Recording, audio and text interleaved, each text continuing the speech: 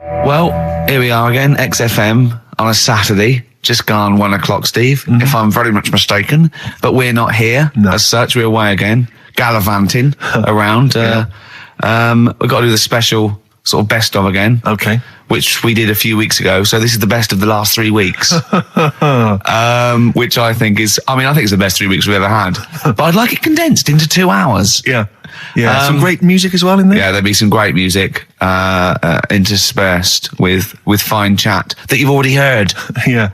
Except this bit. This bit's new.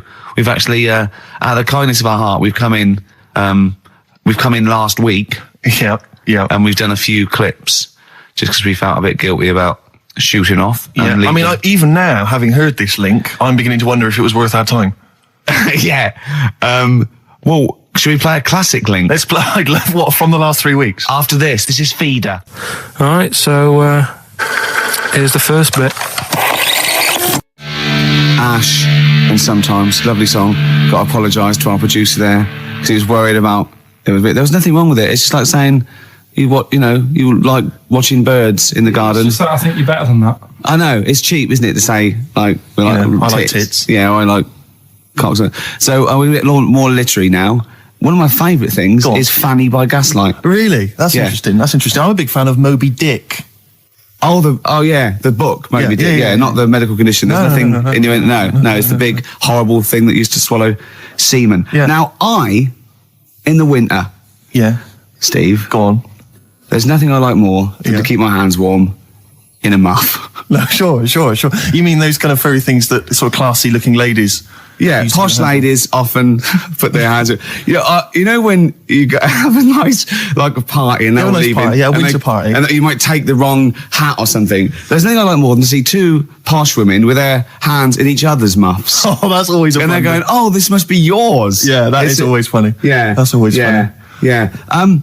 But seriously, no, I'll stop this. You're right. I've got a degree. I just remembered that my favourite Beatles song is "Come Together." Yeah. Now we're going to stop this now, Carl, because it's childish. You're right. I've got a philosophy degree, for Christ's sake, and it's about time. Who's your favourite philosopher? Do you mind me asking? Well, I would tell you, except when I have a talk about it, I go into a Cockney accent. Really? So it can be like my favourite philosopher. I like a bit of Kant. Right. Is that Immanuel Kant, the philosopher? Yeah. That's strange. Yeah. That's strange. What's his name again? Kant. Oh, yeah. That can be weird. Can be strange. Look at Carl's face. Look at his face. Join in, Carl. Undo your trousers. Just we'll be like Stan Boardman when he told the Fokker joke. Yeah. We won't do local radio again for 10 years. Finally, White Van Man, what do you make of the fact that Sainsbury's are bringing in square tins? Is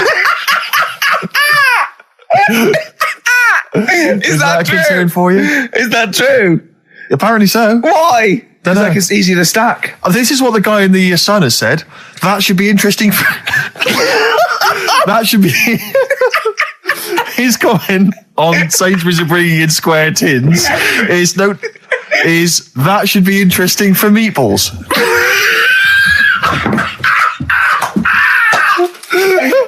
Right. Ricky's just collapsed on the floor. Let's just play a song, Carl. I don't think even you can top that. Cooper Temple Claws. Who needs enemies? Good question, lads. Nobody. This is XFM 104.9. I'm Ricky Gervais. Oh, they should print a little book of those. They're great. Oh, how you can relate any song or artist to anything else. Easy. Joyful. Easy. Well, yeah, so me and Carl went out for a beer, and it was great, wasn't it? Yeah, we started off, and you met my mate Robin, didn't you? Yeah. And some of the stories. Do you want to tell Steve some things about Robin that you've done? Do you know him well? Yes. Well, do you know about his worm problem as a kid? Go on. Right. What I can remember is he had worms as a kid. Not sure how you get him. He never answered me. He was getting a bit touchy about it. Right. This is like the second time I met him. And I think he was a bit annoyed that Ricky told me about his problem. Now straight away, you not being there, instinctively, what do you think went on with this story about worms? My suspicion is rather like when you told a group of people that Robin had once suckled milk from a cow's udder. Did he mention that as well? Yeah. My suspicion is that like the cow story, the worm story is not true. But why would he get so sort of uppity about it. Well, Because it's not true. imagine if that wasn't the first time he'd done it. Imagine if he did that every single time he was with somebody for the first time and Robin was just met them. He will tell that story to anyone. But they do say there's no smoke without fire. Robin.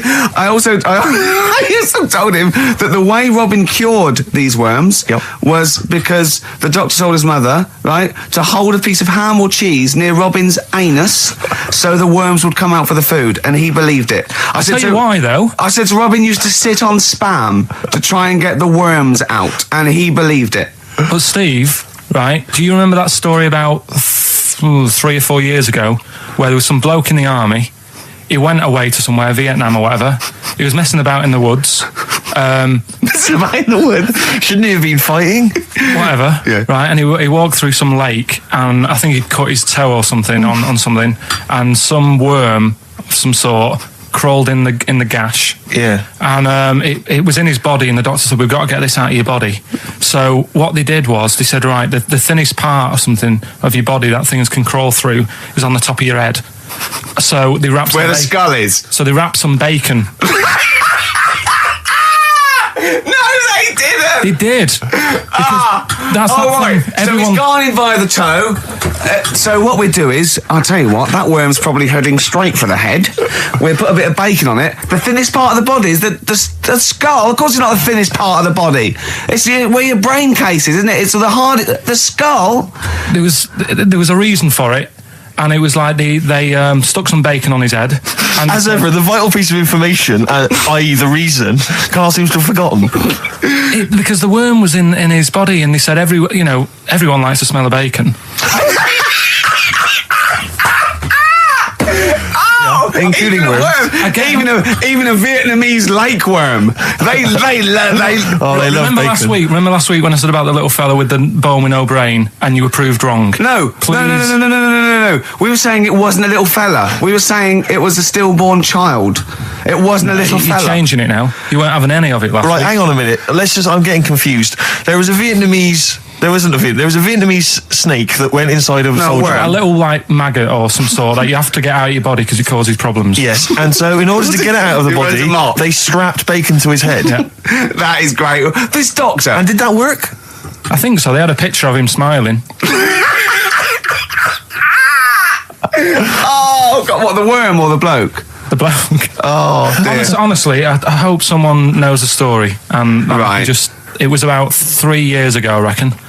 Okay. And, it did work. GI bacon. So this is why I went. So the worm burrowed out of his head to get the bacon. Get to the bacon. Right.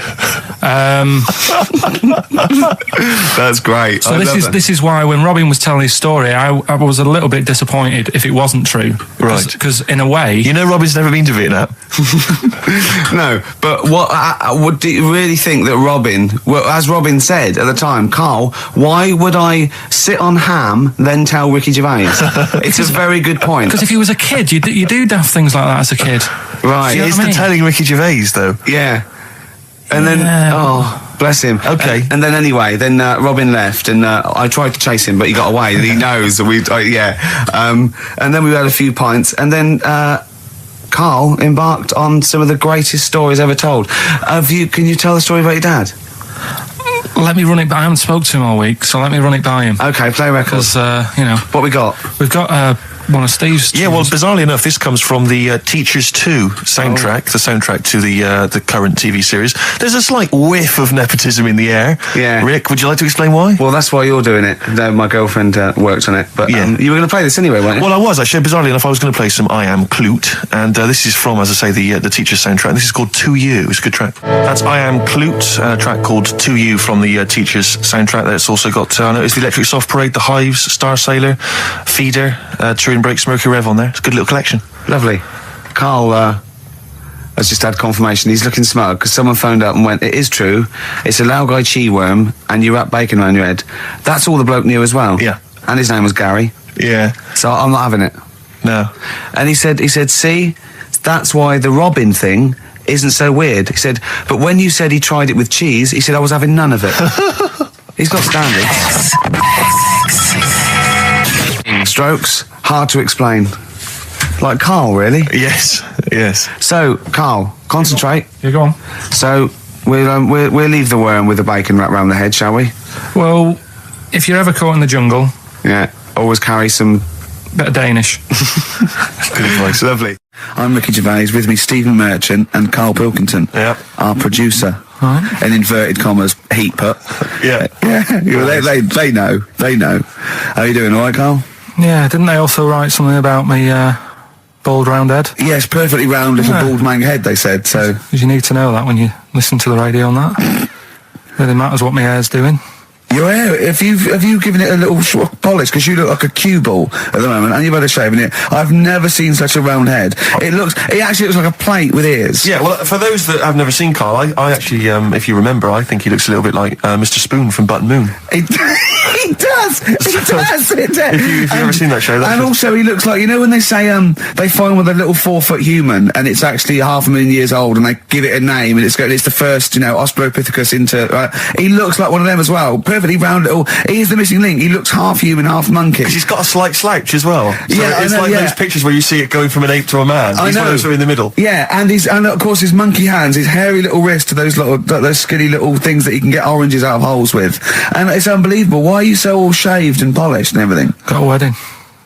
What? Got to go to a wedding today, so thought I'd, clean myself up a bit. Yeah. Shouldn't you be wearing a suit or something?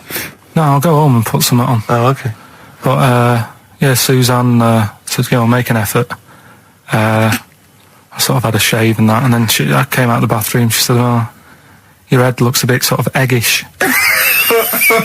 She's right. She always worries about when I have a shave, because I just, That's your girlfriend, Karl. I know. Saying that. Just think, so don't worry about Heat saying it. The funny thing is, it's Boyd Hilton, I think, of Heat that wrote it. And he's got a little bald head. Yeah, no, don't slag him off. Yeah, but on the end of his review, does it say, written by Baldy Boyd? No, because it doesn't matter, it's a magazine. Don't worry about it. Looking forward to the wedding?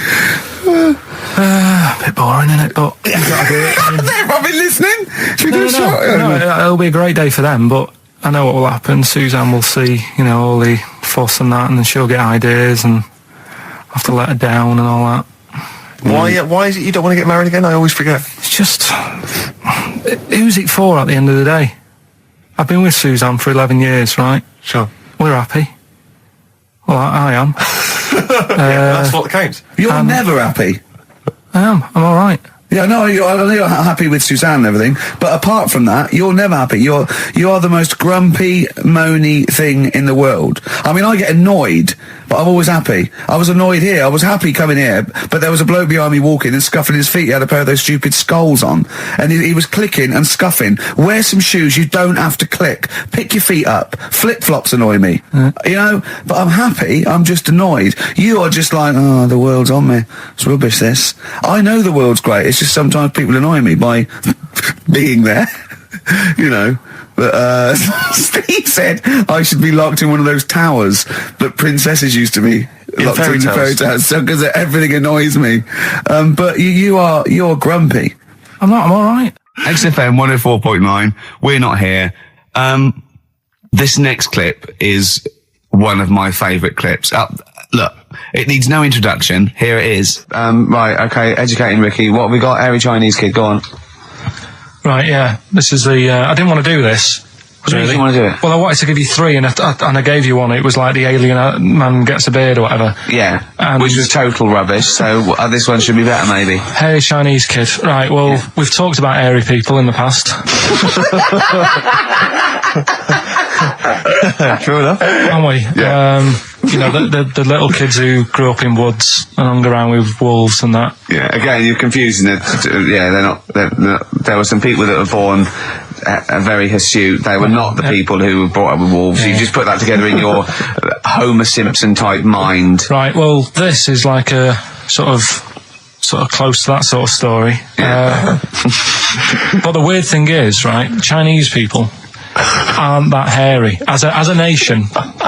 No, seriously, that's a well-known fact. They don't have that much body hair and stuff. Okay. So this little kid who was born over there, he was like covered in stuff. Was he?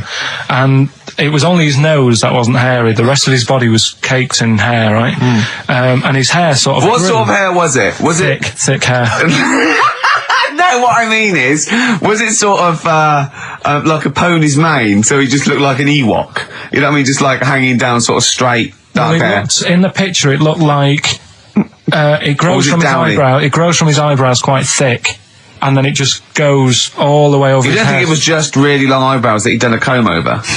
No, it was all over his body. It had a picture of like his back and that. Yeah. And had he styled it? Had he styled it at all? Did he have it a quiff or? No, it was just all over him. Yeah. And they were like, you know, this is a bit weird happening in China, where we're not normally that airy. That was the scientist speaking there. Yeah. And the local press and that were getting him down, calling him monkey boy and all this. Oh. And thinking Chinese press. But the doctor, yeah. Oh, they're cruel, aren't they? It's like those game shows. That's Japanese, isn't it? Yeah. And the doctor said, I was talking through all that time while we were just like talking to each other then. Because I turned round and I still saw he was talking. So anyway, the local press came in to see the hairy boy, the monkey boy. And they were like being tight and taking the mickey out of him, and the doctor said... showing him nuts. Said he's only airy. Said he's a healthy young kid. The only faults he's got is he's got a little bit of eczema and a boil. And he said everybody should just treat him the same, and I think he grew up a healthy kid. Yeah, so that's the end of the story. That's not a story. Why? But I've got nothing. I don't know what to say to that. So someone in China was born slightly hairier than the rest, and he was normal apart from eczema and a boil. That to me isn't a story. But if it is, I've got a million. I mean, it's sort of like bloke from Manchester went a bit bolder than the rest, got a job on radio. He was normal. I mean, that's not a story, is it? So we'll move on to this next one, right, which is brilliant. Dead short story. So, right, old woman, about 70 years old. She's normally fit and healthy and stuff. Nothing wrong with her. She's having a good life.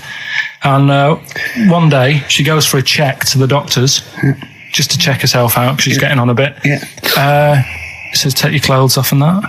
So she does. And checks her out. Says, yeah, you're looking good.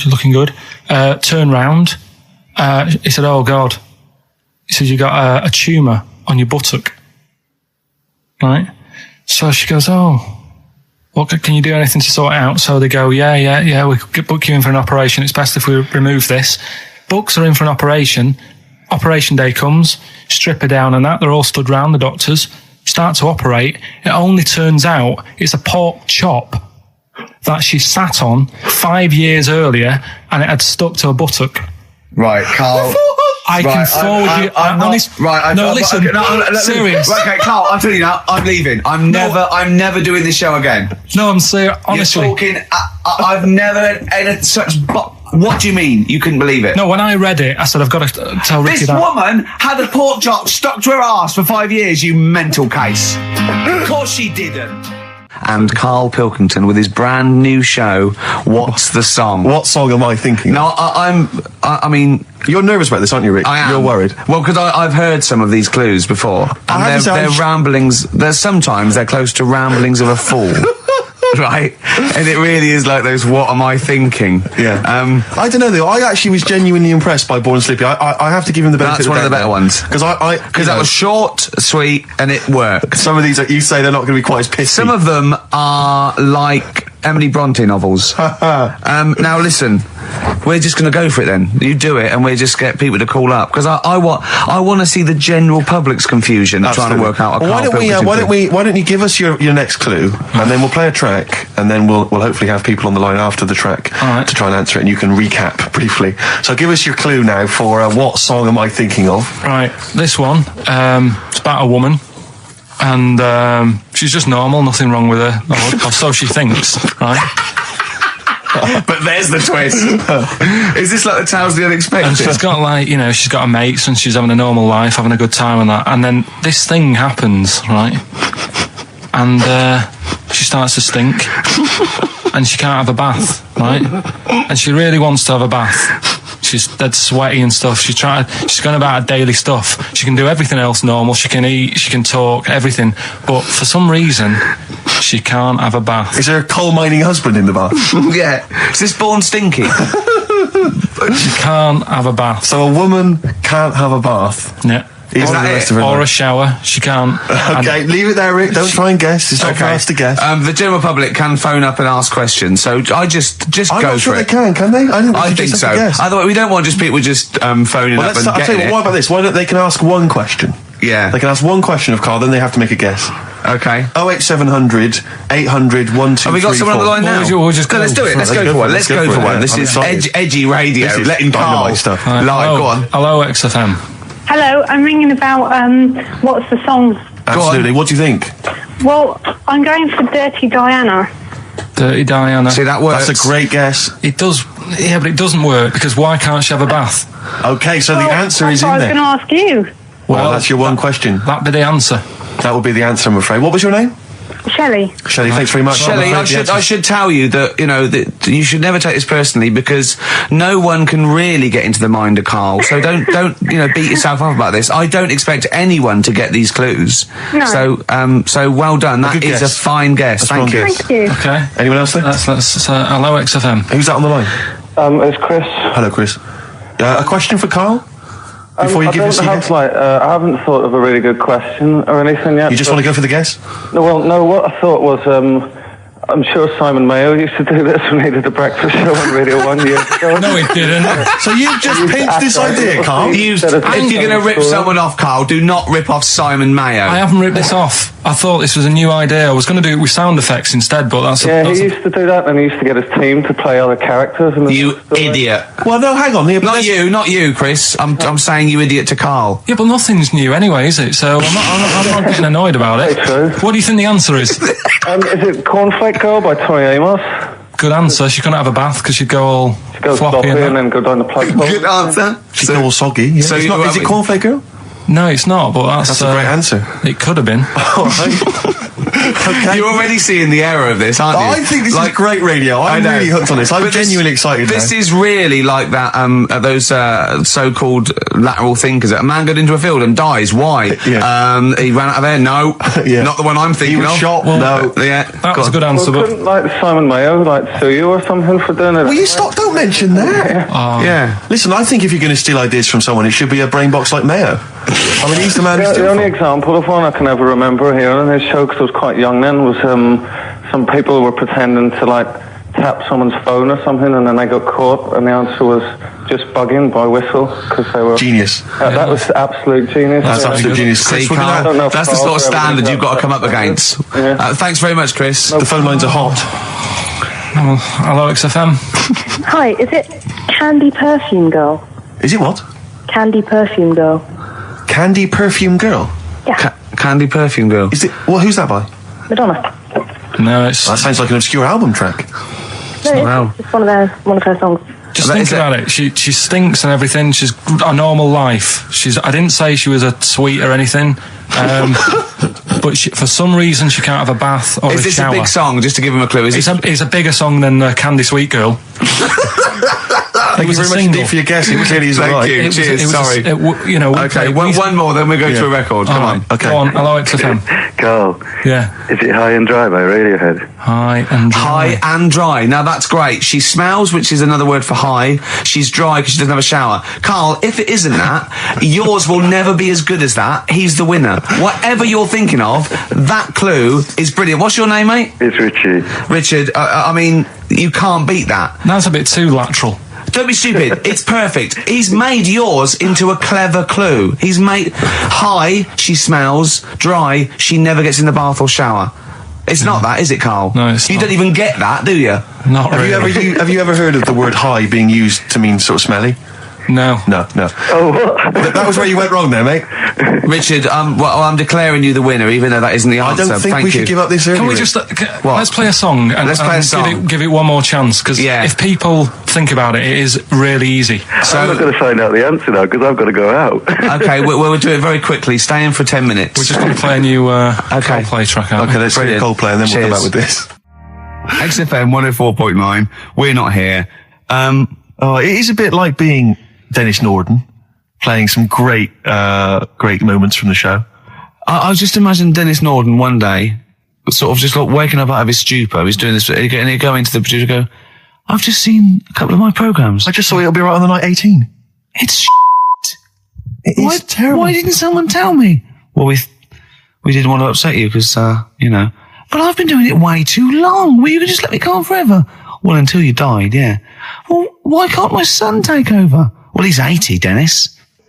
And the jokes I'm doing, they're awful. Why have I got that clipboard? I've written these jokes, they're not funny. There's an audience, they're laughing. What are they laughing They're not at? laughing, they're not laughing, that's canned laughter. Who are those audience? Who goes to an audience for It'll Be Right on the Night? A lot of them are older than you. It can't be right. Do you know we have a 15% fatality in one of your audiences? But I went home at Christmas, I watched one of the episodes. Yeah. I was with my family and friends. I said, watch this, you'll love it. Stony face, no one laughed. They all thought it was Well, it is. Well, why didn't you tell me earlier? We didn't want to hurt your feelings. You're an old man. You may be upward of 102. I didn't realise. Yeah. A quick query for you. This is from Jay. He's got a problem here. He says, my parents won't let me ditch my studies. He's currently reading modern languages at London University. Sure. He wants to follow his dream, but his parents won't let him, of being a dancer. Carl. Worse than that, he says that they're trying to arrange a marriage to a bunch of minging daughters of people they know from good families. He doesn't know what to do, so he's got the arranged marriage coming along, and he's also got, he basically wants to be a dancer. His parents are forcing him into something more practical. Well, the first thing, right, I don't think Live your dreams? The arranged marriage thing is such a bad idea. Okay. Because I think too many people go on looks. Right. And then you soon get bored of that, and you find out the person who you're knocking about with, it's actually not your type. Right. Why don't you arrange marriages for people? Well, I'm just saying, right, so I'd say, Jay, go along with that. I wouldn't worry about it. Okay. I mean, if they're really ugly, then, don't go along with it. But if they're half bad, put up with it. That's Sure. all right. The dancing. Brilliant. Right? That's that solved. Brilliant. I wanted to be a dancer. After I did the boxing, right, I joined a dancing thing just near Man United's ground, right, called Twiggy's. Went along, I wanted to learn some moves. How old were you?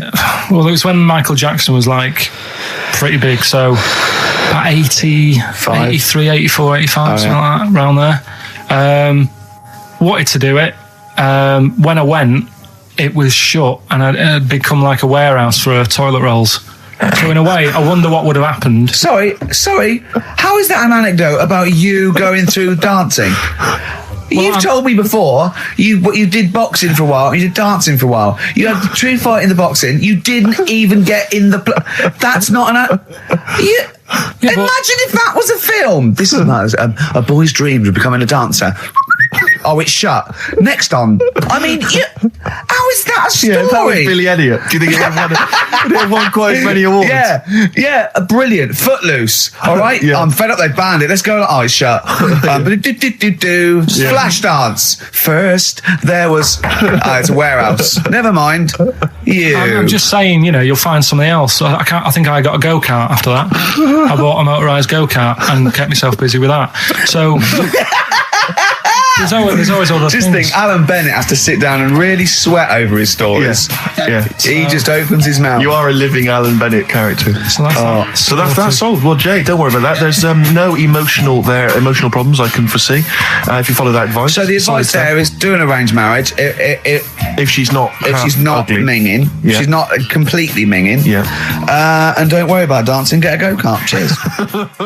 Great. Well, I didn't really want to make it a Christmassy type show because I don't really like it. Oh, he's done it again. What you did Christmas once, didn't like it. No, my dad always said. All right, steady on. Dad said Christmas morning was for for me. So he used to stay in bed. So he never. That's brilliant. That's a great thing to say, isn't it? Yeah. Christmas morning's for you. Run wild. Do what you want. Just don't bother me. I'm going to Honolulu for 2 weeks. That's great. Dad, it's Christmas. Do I have to do anything? No. So my mum used to get up because she used to like to see my face light up, when I open my presents. And then to give fireworks. And then then I'd have to go to my bedroom from about 6 o'clock onwards because my mum and dad were into having big Christmas parties and I wasn't old enough to go. Right. So they'd say, right, you've had your fun there, you go up to your bedroom, stay in there. Really? Yeah, I remember one year, right, I got a train set, that's what I wanted. Yeah. Right? It's brilliant. playing with it all day. I thought, I don't mind about the party. I'm happy staying up here playing with this. Brother comes in. He's had a few. Right? He's going, yeah, give us a go on your How old is he?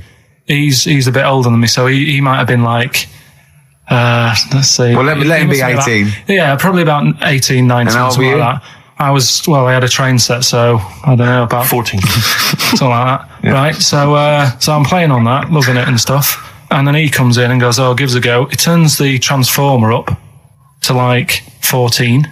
He went really fast for about 5 seconds, broke it, and then he went back downstairs. Wow. So Christmas, I hadn't even got to Sounds Christmas like Day. the Conservative government with British Rail. Satire, though. Rick, I just thought that there's satire. It's If there's any satirical shows listening or it doesn't work in any way because there's the analogy falls down apart from there being a train. Think it through though. British Rail was trains, and the government broke the trains in many. Well, they didn't break them, like not officially breaking them, but they kind of. It does work. It's perfect. Oh, I'm pretty pleased with that. And I can't. And no one's asked him to be on. Have I got news for you? It's weird, isn't it? Because it's strange that when you've got a satirical mind that's as quick as that. Yeah. All and right. it's broke your little train set. So what did you do? I just like watched telly and had some sausages. I bet you were happy with that, though, weren't you? Oh, it's a bit annoying, though, isn't it, when your main present of the year's been broke.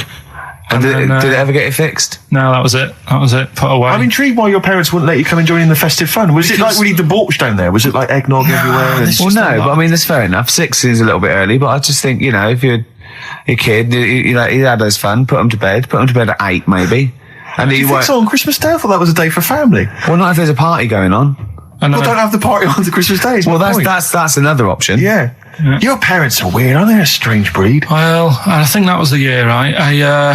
You're talking about buying presents and stuff. I think I did treat my mum. I didn't buy my dad anything. I think that was like when I got a bit older, he used to get my dad something because he wasn't that bothered anyway. No. So, got my mum. There was a cheap shop, right? Of course. Thank God for that. Called Snips. Right? So I went in there and I thought, let's see what I can get her. And remember Victoria Plum? I don't think so. Well, it's like a fairy character. Right. And my mum's into gnomes and stuff. Right. So I thought, right. She must be pleased with you, then. Victoria Plum. I was thinking, is that one of the neighbours? Is it like a brandy Do you liqueur? remember Victoria Plum? Victoria Plum. Victoria Plum, yeah, it's like a little fictional sort of character. Right? Okay. So I saw it. I thought, yeah, she'll love that. Right. So I did my paper round, saved up for 2 weeks. Right. Aww. Got that sorted. Went to Snips, bought the Victoria Plum. Next day, I'm in town with her. Right. So I think, I know what I'll do. I said, come in here a minute. Right. So we go in and we're looking around, and I tested her. Right. I went, look at that there. That's all right, isn't it? And she goes, oh, it's bloody awful. Oh, Carl. Oh, Carl. Oh, God. So then Christmas Day comes. I said, don't bother opening it. She said, no, why? I said, Oh, no. Why did you still give it to her? So, well, it was too late. I'd already bought it. Oh, Carl. So she opened it, and I was like, and she said, oh, that's nice. I said, why are you saying that? I said, the other day, she said, it's bloody awful. She said, oh, no, I thought you were pointing at something else. Oh, no. So that's why I don't get anyone anything anymore.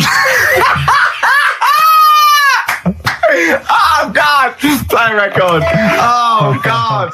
Oh. So we get onto conversations. Talking about, he's asking me stuff about evolution. Tell me that. Why did the giraffe? What's that rubbish about the giraffe getting a long neck? I said, well, it didn't try and get a long neck. It was selected because, anyway, I went into evolution for him, and he said, but why would evolution do that? I went, well, you think that evolution didn't do anything? There's not this consciousness. There's not this will that a giraffe has to stretch its neck to reach the leaves. One had a long enough neck to survive and pass it. He was going, yeah, but why did evolution? This isn't. But by the way, this isn't the most stupid thing. This is warming up. This is about 8:45. Right? He said, why didn't evolution make a giraffe good at carpentry so it could build a ladder? Right. Yeah. Okay. No. All right. Okay. So he's thinking around it. He's trying to pick holes in evolution. Yeah. We get on to, I said, well, things are, I said, we can see the speed of evolution in lower life forms like bacteria, viruses, they evolved. That's why soon we won't have an antibiotic that can kill some certain bacterial strains. And he said, and this is about 11:30, then I said, I'm going to bed, right? He said, in the future, they reckon that you'll be able to wake up and eat a yogurt you can have a chat with. I don't know what that means. Let's put a song on, right? No, and we'll come back to so it. you're going to explain that? Yeah. You've got an explanation? The Verve and Sonic on XFM 104.9. And Ricky Gervais with me, Steve Merchant and Karl Pilkington. So let's just get this right. What did Karl say? He's just specifically giving those words again. He said, they reckon, and I said, I'm going to bed. He went, no, really? I said, no, I'm going to bed, Karl. There's no point now, because, it's just like you're talking gobbledygook. You know what I mean? I might as well talk to a pot plant. Yeah. He said, in the future, they reckon, I don't know who they are. Sure. I don't know, people who post things on the internet that he reads. I think the Telegraph. Anyway, complete the sentence. They reckon that in the future you'll be able to wake up. I love it. There's a little scenario, an embellishment, like this little. Oh, hello, darling. It's your yogurt. Hello. You'll be able to wake up and eat a yogurt you can have a chat with. All right. Well, thanks for that, Rick. I'm looking at you. I'm going to throw that over to Karl now. Right. It's when I was away on holiday, right? I don't normally buy the Telegraph because it's too big and that, innit? So, but they were giving it away for free on the plane, so I thought, ding dong, might as well have it. Mm-hmm. And I saw a couple of things in it. I thought that would be interesting. I saw this thing about the future, and it was talking about evolution and what have you, right, which I always find weird, because I always think that maybe we've sort of done it wrong anyway. Do you know what I mean? I sometimes think by definition, evolution can't get things wrong. Things change, that it's not successful, it can't pass on its genetic material, but if you're around, it's working. If you're around, it's working.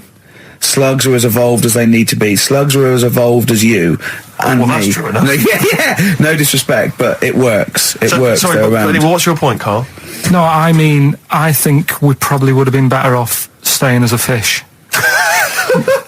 Just because there's more water than land, isn't there? Right. And you wouldn't drown. This is why I went to bed. No, I'm thinking of dozing off now. Yeah. No, but do you know what I mean? From, what was it? It was bacteria, it was fish, mermaid, man, onwards and what have you. So anyway. Oh God! No, there are a few knowledge gaps in your theory of evolution. You've generally got it right though. So I mean, basically, it went bacteria, fish, mermaid, man. What's next is the big question. So it was telling you all about this and what have you, and saying how we shouldn't have interfered, because maybe if we wouldn't have invented planes and what have you, maybe we'd be able to fly and what have you, if we really needed to and stuff like that. Okay. So we've interfered with evolution, you see. Right. Well, then it was saying, well, what's the future got? Yes, in one way we have interfered with evolution. Yeah, the evolution of the human being in society is changing. It's no longer based on the strongest or the fittest, because medical science can keep us alive long enough. People can pass on their genetic material where without this civilization they wouldn't have been able to. So yeah, there are different parameters, there are different pressures, there are different things that say whether we're going to pass on our genetic material or not. Okay, so in that sense, you're right. And that, Rick, as far as I'm aware, has led to a yogurt that you can eat and have a conversation with. So this is what it was saying. It was just saying, we're living in mad times and that. There's a lot of weird stuff going on. One of which is... And the fellow was just saying, with computers and stuff like that, the way it is, we'll be able to wake up... Go on. Have a chat with your yogurt and have something to eat. What do you mean, have a chat with your yogurt? Because of the amount of... you have them yogurts already, those friendly yogurts. Those bacteria-friendly ones, so this is just a really friendly one. Yeah, they don't... Oh, God! I might burst! Do you know what, sometimes, Karl, I think that we're having a chat with a yogurt. Do you know what I mean? There can't be any difference. Yeah, but then I'm always reminded that would be more entertaining. That would be more informative. That was Jane's Addiction. This is the Best Of Show on XFM 104.9. I'm Ricky Gervais, with me, Stephen Merchant. Yes. This was a clip show. We recorded this a couple of weeks ago. I hope you had a Merry Christmas. It's not over yet, because tonight at 9:50 is the second part of The Office Christmas specials. It's brilliant. Watch it, and we'll be back next week live. I'm Ricky Gervais, with me, Stephen Merchant. Bye. Have a great new year. Class. Rock the Casbah. I love the fact you had at least 3 minutes to get that right. I know. Prepare and get that right. I know, but my mouth was full of Maryland cookies.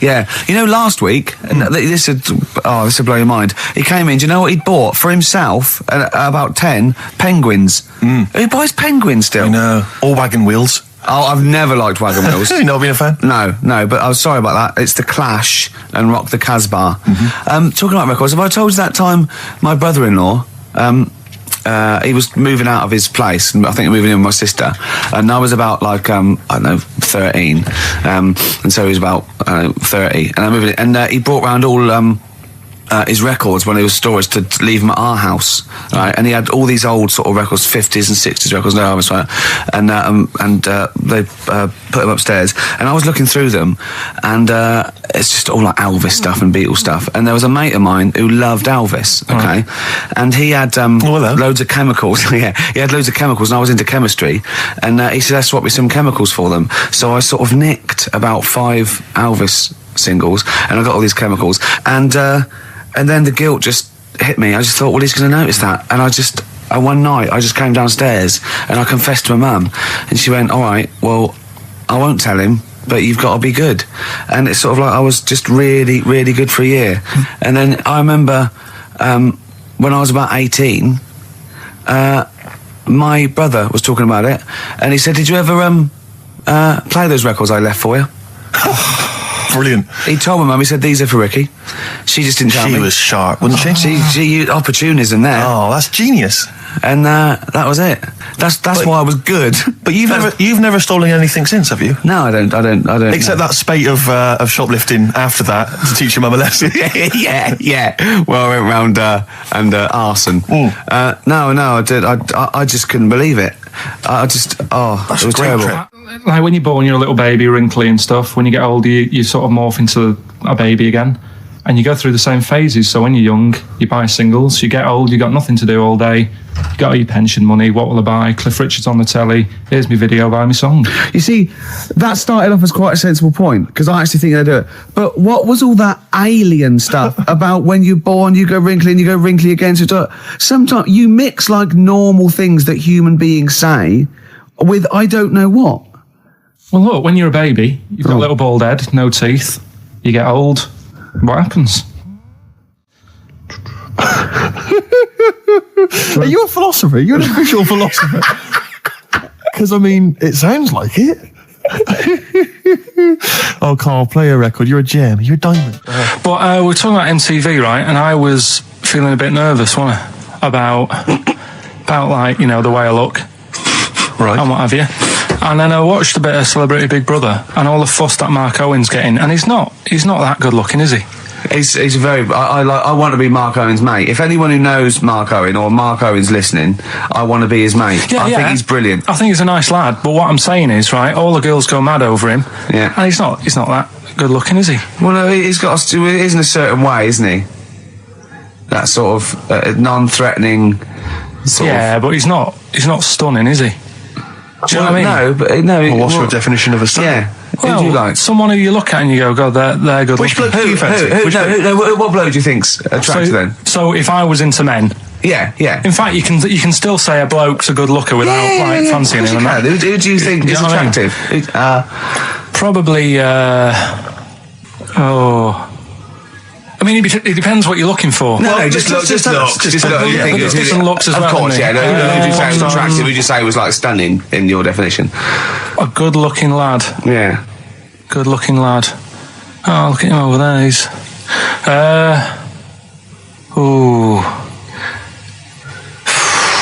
Do you find, Robbie Williams? Do you find him attractive? Boy Next Door. Look. No. Who do you? Carl, hurry up, because it's we've only got 2 hours. Probably. I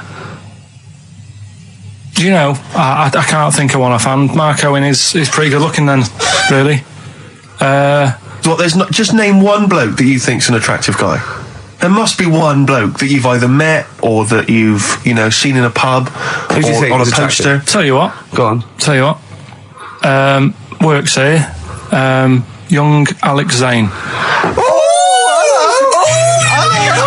Well, we know Alex, maybe we can fix you up. Oh, I love you, Alex. You've got I just like the way, the things that interest me, I remember. Things like snakes not having ears and stuff. Yes. I didn't have to read about that. No, you just learned that, yes. You saw it on the telly, didn't you? You saw it on that Ian Wright programme. Yeah. Yeah. And this is what Carl said to me. He said, It's actually, I called Carl up in the week, and Reese was with him. You know, Reese used to be on XFM, and he took the phone, and he went, Carl's worried, I've seen that programme. He said, snakes don't have ears, right? He said, so you can creep up on them and pick them up. And he said, Carl's worried. He said, how would you ever put them down again? Because then they know you're there. I woke up the other night quite late. Worried about that. And I said to my girlfriend, I said, how do you put a snake down? And she said, what are you talking about? I said, that Ian Wright thing, this guy managed to pick up a snake. And do you know that thing where they clamp its head on a jar to get the poison out? I do now. Right? They did that, but they didn't show you how they got rid of it. And I thought, it could really get nasty, because it's obviously annoyed that you've had its head pressed in the jar. Yeah. Right? They hate that. Now... Especially as it's in front of their mates. When you lift it off, right, you've got hold of it. Yeah. If you go to chuck it down, it's going to turn on you. It's going to go wild, isn't it? So, I just wondered. Well, what you do is you never put it down, Carl. Yeah, that's why that bloke has got about 11 or 12 just carrying him. Exactly. Yeah, you never put it down. You sling it. Who cares? You just throw it, don't you, really far? That's not that. I don't think you should throw. But Carl, listen, don't worry. We're not asking you to get involved with snakes. Rick, I sometimes get off at the tube at Tottenham Court Road if I want to look at the record shops before I come into XFM, and I always cut through Chinatown. Oh yeah. And every time I come through Chinatown, the same thought always strikes me. I always feel like I want to just gather all the little locals, all the little Chinese fellas, just gather them round and just go, guys, in what way is this a town? It's not, is it? This is not, at best, what you've got here is a novelty street. Yeah, Gerrard Street is not a town, mate. No, it's not a town. You've had this just for like because you put 100 a years. little It's not pagoda. expanding. Yeah. You can't just call it Chinatown and claim it's a town. If I was them though and you do that, I go, what are you talking about? It is a town. It is a town. It's What- our in what town. way? It is a town. It's our town. We got all lots of stuff. Where's your church? Where's your mayor? We got a betting shop. Not enough. It is. See, all you've got here is restaurants. No. That does not a town. No. Got a little supermarket with snacks. What does it sell? Snacks. Specifically, I would imagine crackers. Yeah. Do you want to buy a dragon? Do you want to buy an ornamental dragon? If I wanted to buy one, this is where I would. Do you want to buy a gold dragon? Is it made of gold? No, it's made of plastic, but it's sprayed gold. Do you want to buy that? It's not a town. It is a It's town. not a town. Yeah. And it annoys me because when I first came to London, I genuinely thought Chinatown was going to be this amazing, what they've got there is You'd hear a gong and every time you went in there, and there'd be rickshaws and people walking on those little sort of wooden shoes. You know those ones? They're brilliant. They are just clomping around in them, but nothing. It's nothing. It's just exactly. Yeah. It just reminds me of have you ever been to any of those sort of museums? You tend to have them up north where they've got like you sort of sit in a little cart and it sort of rides you through kind of, I don't know, it might be Newcastle, the Victorian era. Yeah. Could I have half a pound of those sweets, please? Exactly. Of course you can. If there was some animatronic then, it would just be an exhibit. Yeah. Although their concession to be 100 years ago is that there's some scales in the shop and there's a horse outside. Yeah. That's it. That's it. Exactly. Yeah. The traditional sounds and smells of old England. And the voice of going, of course, there was no television. Exactly. Amazing. Yeah. Amazing. Brilliant. Yeah. Welcome to Chinatown. Ding, ding, ding, ding, ding, ding. So it's not, it's a good point. Is that a piece of traditional music? Ding, ding, ding, ding, ding. Yeah. Is that some traditional Chinese music, or is that music that someone in this country wrote, thinking it sounded like Chinese music? I think it was the Vapors, wasn't it? Oh, is that what it is? That? Because it sounds so, that's the music, isn't it? But are you sure they didn't take that from some other source? It's that pentatonic scale, isn't it? What is it called? It's the black notes on the piano. Right, that's the one I can play along with EastEnders. Yeah. Do you know what I don't get with it? Go on. Chinatown. Yeah, Chinatown, because I always walk through it on the way to work. A couple of things annoy me. First of all, I think it's bad business, just because if you've got a Chinese restaurant, put it somewhere where there isn't any others. It's a good point. Yeah, but it's also a community. They're not just a theme park for other people. I remember going out one night with Suzanne and some friends, and you got there and there's so much choice. It's that dilemma of, forget it. Well, not really. Specifically, do you fancy Chinese? Well, no, but why don't you go to the one with the dead ducks hanging in the window? That's my favourite. That's the other thing as well. It's like, normally you put your good stuff in the window. If that's what's in the window. Yeah. Yeah. And the other thing that annoys me, walking through it today, there's always lard on the floor. What, in the street? It is, honestly. I'm scared I'm going to slip over. It's because all the restaurants and that. But why is it? That's another point. Well, it's not oozing out of the restaurants. No, but why is it? Why is it? I don't know what they do. Careful. Listen, no, but why is That's why they used to wear those little wooden shoes. No, okay, we've got... No, but the thing is as well, they try and wash it with water, which doesn't work with lard, and it's like oil. Famously, yeah. You know what I mean? Even I know that. Yeah, you got to scrub it. So, you think sorted that out. Yeah. You think they'd know, wouldn't you? Yeah. Right. Anyway, thanks for your thoughts on Chinatown, Carl. Placebo, The Bitter End. That's the first single to be lifted from their forthcoming album, Sleeping with Ghosts, which you can hear in full on the XFM online listening posts. I'm Ricky, you cheeky little devil, Gervais. With me, Steve. All right, ladies, what can I get you to drink? What, you think I'm made of money? I meant half a mile or something, merchant. And Karl, oh, I'm stressed. If it's too hard, I don't want to do it. Pilkington. Indeed. Oh, well, it's nice to be back, Rick. Rick, I heard a rumour that you weren't going to be playing great music today. I'm assuming that's wrong. It is wrong. This is what I mean about the grapevine and just Chinese whispers. I'm not having it. There's some great music coming up. Right. I heard that there was going to be some boring chat. Sorry, it's well, I want names. I mean, I don't want to name names, Rick, but that's the gossip I heard. It's totally wrong. I heard it was going to be inane, ill thought out, often stupid. No, Carl's not going to talk so much this week. We're going to try and sort of bring it back to real radio. So that's an absolute lie. Yeah, great. Good. All right, Carl, had a good week. Yeah, not bad. Have you? Going on holiday now, aren't you? Well, I will be doing later. Tell you about that later on. What? There's a hook. Can I just check? Because there are rules in place, aren't there? Yeah. There was a big bust up in the week. I'm only allowed to wind him up. I'm not allowed to wind him up socially now. I'm not allowed to. What am I not allowed to do socially? I think squeezing the head. Okay. Socially, it's been crossed off. Right, okay, and I agree to that because it got to a head where Carl was really upset and he was thinking of just giving it all in, weren't you? Yeah. Yeah. Why was that? Because you were just winding me up too much. Yeah. I mean, do you want to bring it all up again? I don't mind. What was I doing? It was just. I mean, I should say now that there was a conversation where we were all sort of really walking on eggshells. It was frosty. It was a conference call, and Carl was on one end. And I'll tell you, I was very much a media. I was very much a UN mediator. What do you think of that? It was difficult to sort of keep it serious when I'm saying stuff like, "I'm sick of you putting a Burger King bag on my head." Do you know what I mean? Yeah. There's a part of me that's like, I can't believe we're doing this. What I like about it is that I'm laughing and going, well, I won't do that anymore. And he's going, you can still do it on air. And like today, I came in, I went to squeeze it. He went at 1 o'clock. I love those rules. Yeah. I love those rules. Well, between the hours of 1 and 3 on a Saturday, you can squeeze his head. You can put a Burger King I can't wait. It's terrible. Oh, dear. That all started last week as well, really, because I got in a bit earlier to do an edit for you on some track that had swearing in it, right? Yeah. So I get in early, he comes in, first thing he does is go to sort of squeeze me head. And my reaction was, not now, do it later. As if it's all right to do it later. Yeah. So that's kind of what made me think this isn't normal. We should just point out, when we say squeezing your head, what exactly does that mean? I put my hand on the front. I do 2 experiments, right? Yeah. One is the side, because you can crush an egg sideways, so I think that's more dangerous. Right. And I actually put my elbows out, and I pressed like a vice, and I really go for it until it really hurts. And the front one it shouldn't hurt so much, if my experiment's right. I don't know. Well, it was all this that sort of, built up. Sure. And the research that you're doing there, Rick, is that going to be available online at some point? Well, that was the problem. That's what I was saying to him, because it kind of started last week.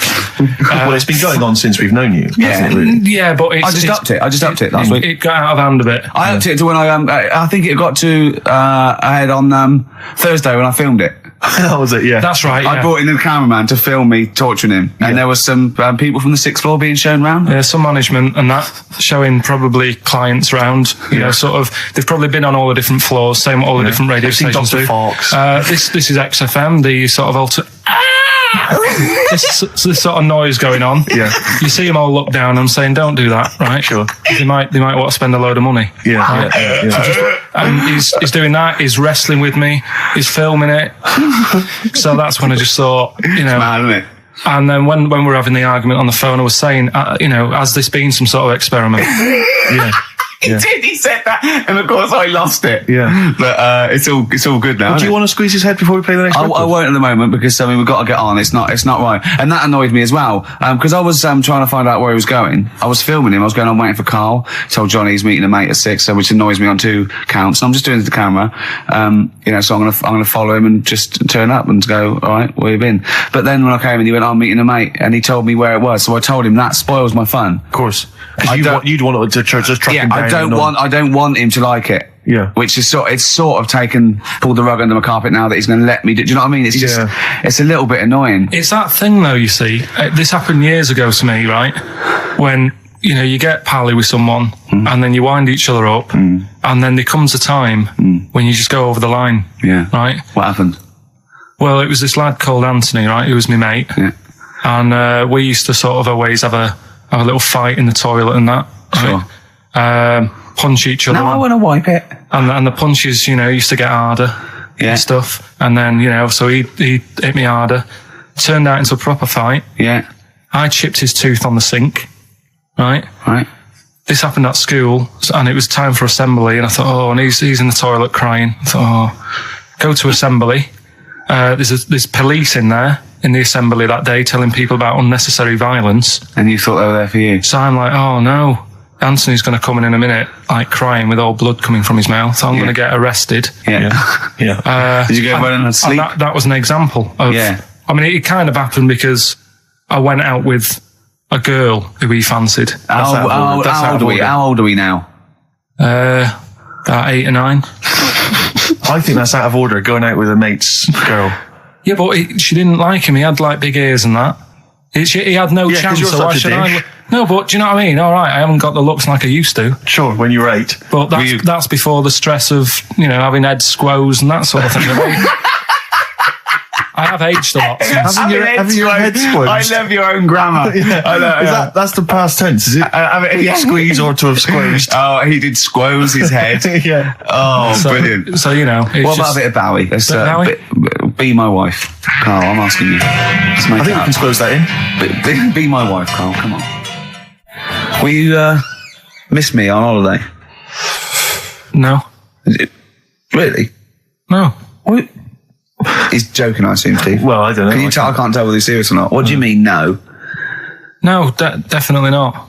I mean, I might, when I get back, I'll go, just have a quick chat, but I'm not going to be sat there going, I wish I was back in London for Ricky to, squoze my head. We've sorted the head problem out.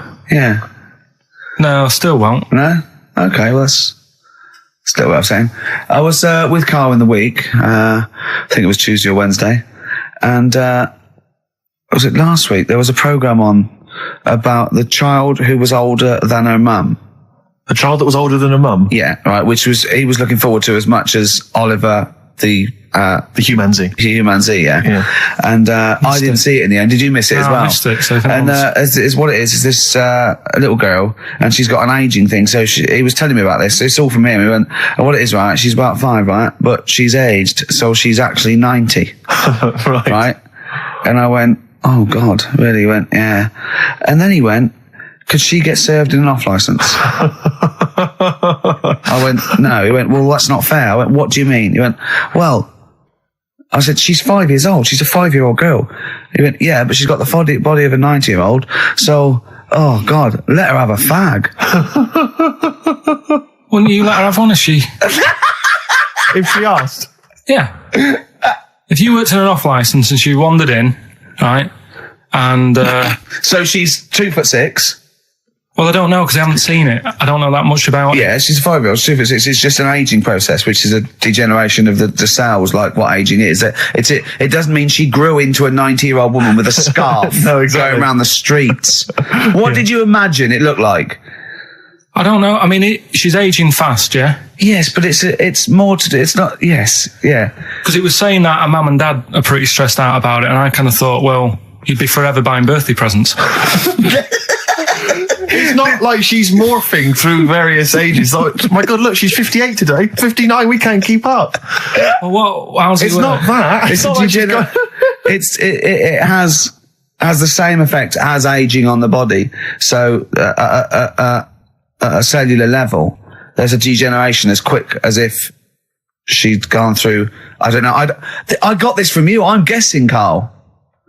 It's not like she's watching Top of the Pops one week and she's loving it, then the next week she's going, I can't understand what they're saying. It's not like music it's all in my bland day. dance. I remember when I was 4.5. They were real bands. Now, that S Club 7 were excellent. Yeah. But what's this tripe?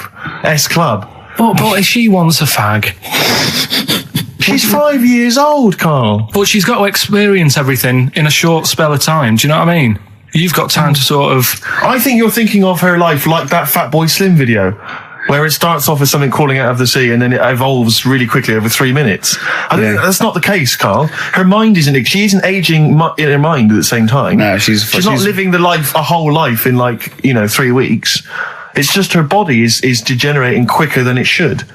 So if you worked in odd bins, you wouldn't serve her with a bottle of wine? No, I probably wouldn't. Well, unless she had some ID, which That's would probably a bit cruel, isn't it? I said, well, on that and on top of all her other problems, he wouldn't even give her a glass of... Yeah, a bottle of wine. And her ID wouldn't look right because she's aging all the time. The photo would never match. Yeah. Look at my hair there. That was last week. Well, it was 2002. Exactly. We don't know enough about it, so... No, I haven't seen it, so maybe we should apologise because that could sound callous and cruel because I don't know what the whole... It was just the title. The vibe of the... Yeah, I know it was the title that excited something you. like, I'm older than my mum. No, it's the child that's older than her mother. Well... Yeah. So that was weird. There was some good stuff on in the week. You missed that, did you? You didn't watch that? Didn't see that. Saw... Maybe someone have it on video for you. Yeah, if you taped it and, send it in. Watch it on fast forward, she'd really age then. Imagine that. Whoa! Well, we've got some weird stuff to talk about, though. What? Coming up later. What? Darren Brown. Oh, yeah. That was interesting. I know the fact that the track, we've just talked about him asking me nicely not to squeeze his head when people are around, and a girl who ages so quickly she should be served in odd bins. And he goes, but we've got some weird stuff coming up. That's Carl's world. Yeah. That's our song, isn't it, Carl? Leave all this misery behind, isn't it? Turing breaks. Painkiller. That's what I could do. I could sort of give you a little local anaesthetic and squeeze your head and see how far it would go before... Style, I want to get back off holiday. Oh dear. Rick, I was watching music television this morning just before I came out. I love it. I kind of agree with Wyclef Jean. Yeah. Just because she dances loco, it don't make her a hoe. No. But I can't help but feel she's not helping her case. I mean, she's there every night, basically, getting them out for the lads. I know. For money. Yeah. I mean, I don't mean that she's a hoe or a whore, as we say, but I can't help but think if you think people are slagging you off, calling you a whore, get a different job. Because I'll tell you this, you like the money. Yeah. She likes the easy money. I'll say this. If... basically exposing and sort of wobbling round your min's tits and arse doesn't make you a hoe. What does? I don't know what does. Look at Carl's head, just went down there, He doesn't like this sort of filth. He's thinking about Maxine. Who's Maxine? That's her name. Put on your red shoes, Maxine. Oh, is it? Yeah. It's a moving song. What's the horse about at the end? Horse, I've never understood that. Is Wyclef doing all right? Is he? I'm always a bit concerned about the Fugees because I heard Lauryn Hill's her new album's apparently not very good. Nas or whatever his name is, I don't know what's happened to him. He's disappeared off the face of the earth. I've got a soft spot for him all. I think he popped up too much. I think it was a bit ubiquitous, jumping up on everyone's. He's a funny bloke as well. Wyclef, he's a lovely man. He's a good guy. Good luck to all the Fugees. Good luck to all the lads from the Fugees. Any other bands you're concerned about? Hepburn. What the hell? What has gone wrong with Hepburn? Oh, it does make me worry. Well, do you want to do give some stuff away? I suppose so, Carl. We could, yeah. Yeah, set it up. What do you think? What is it? Which of your many competitions is this? Songs of Phrase. Talking of competitions, I remember last week there was a big argument that Carl kicked Steve off the team because he was getting a little bit uppity and trying to take it over. Pub quiz, isn't it? Pub quiz, yeah. But then you let him back in, didn't you? Well, he was all right. He came to me afterwards and said, you're not going to kick me off, are you? And I said, well, yeah. He came back sort of, I suppose, begging. Was it embarrassing or...? Well, no, it's just, he learned his lesson. He realises he overstepped the mark, like you have this week. Yeah. Do you know what I mean? We've all learned a lesson. Yeah, we've all learned a lesson. But I won the quiz, didn't I? And you didn't. Well, that doesn't matter. The thing is, I won all the money, didn't I? Please bear in mind it's taking part that counts, Rick. Yeah, sure. I wasn't winding you up in the quiz, though, was I? And all your team was older. Yeah. Well, what's that got to do with it? You've got a collective age, your team, of about 300. No, one of them was one of them was actually 5, but she just aged a lot. I think when I took the 11 plus, we were all around the same age. That's what I mean, right? Yeah. Your team was a lot older. What was our average age, would you say? Average age probably 30. Right. Yours at least 41. No. Definitely. No. Definitely. Only 2 of us were 40 and 3 were about 30. No, rubbish. Yeah. Who's 30?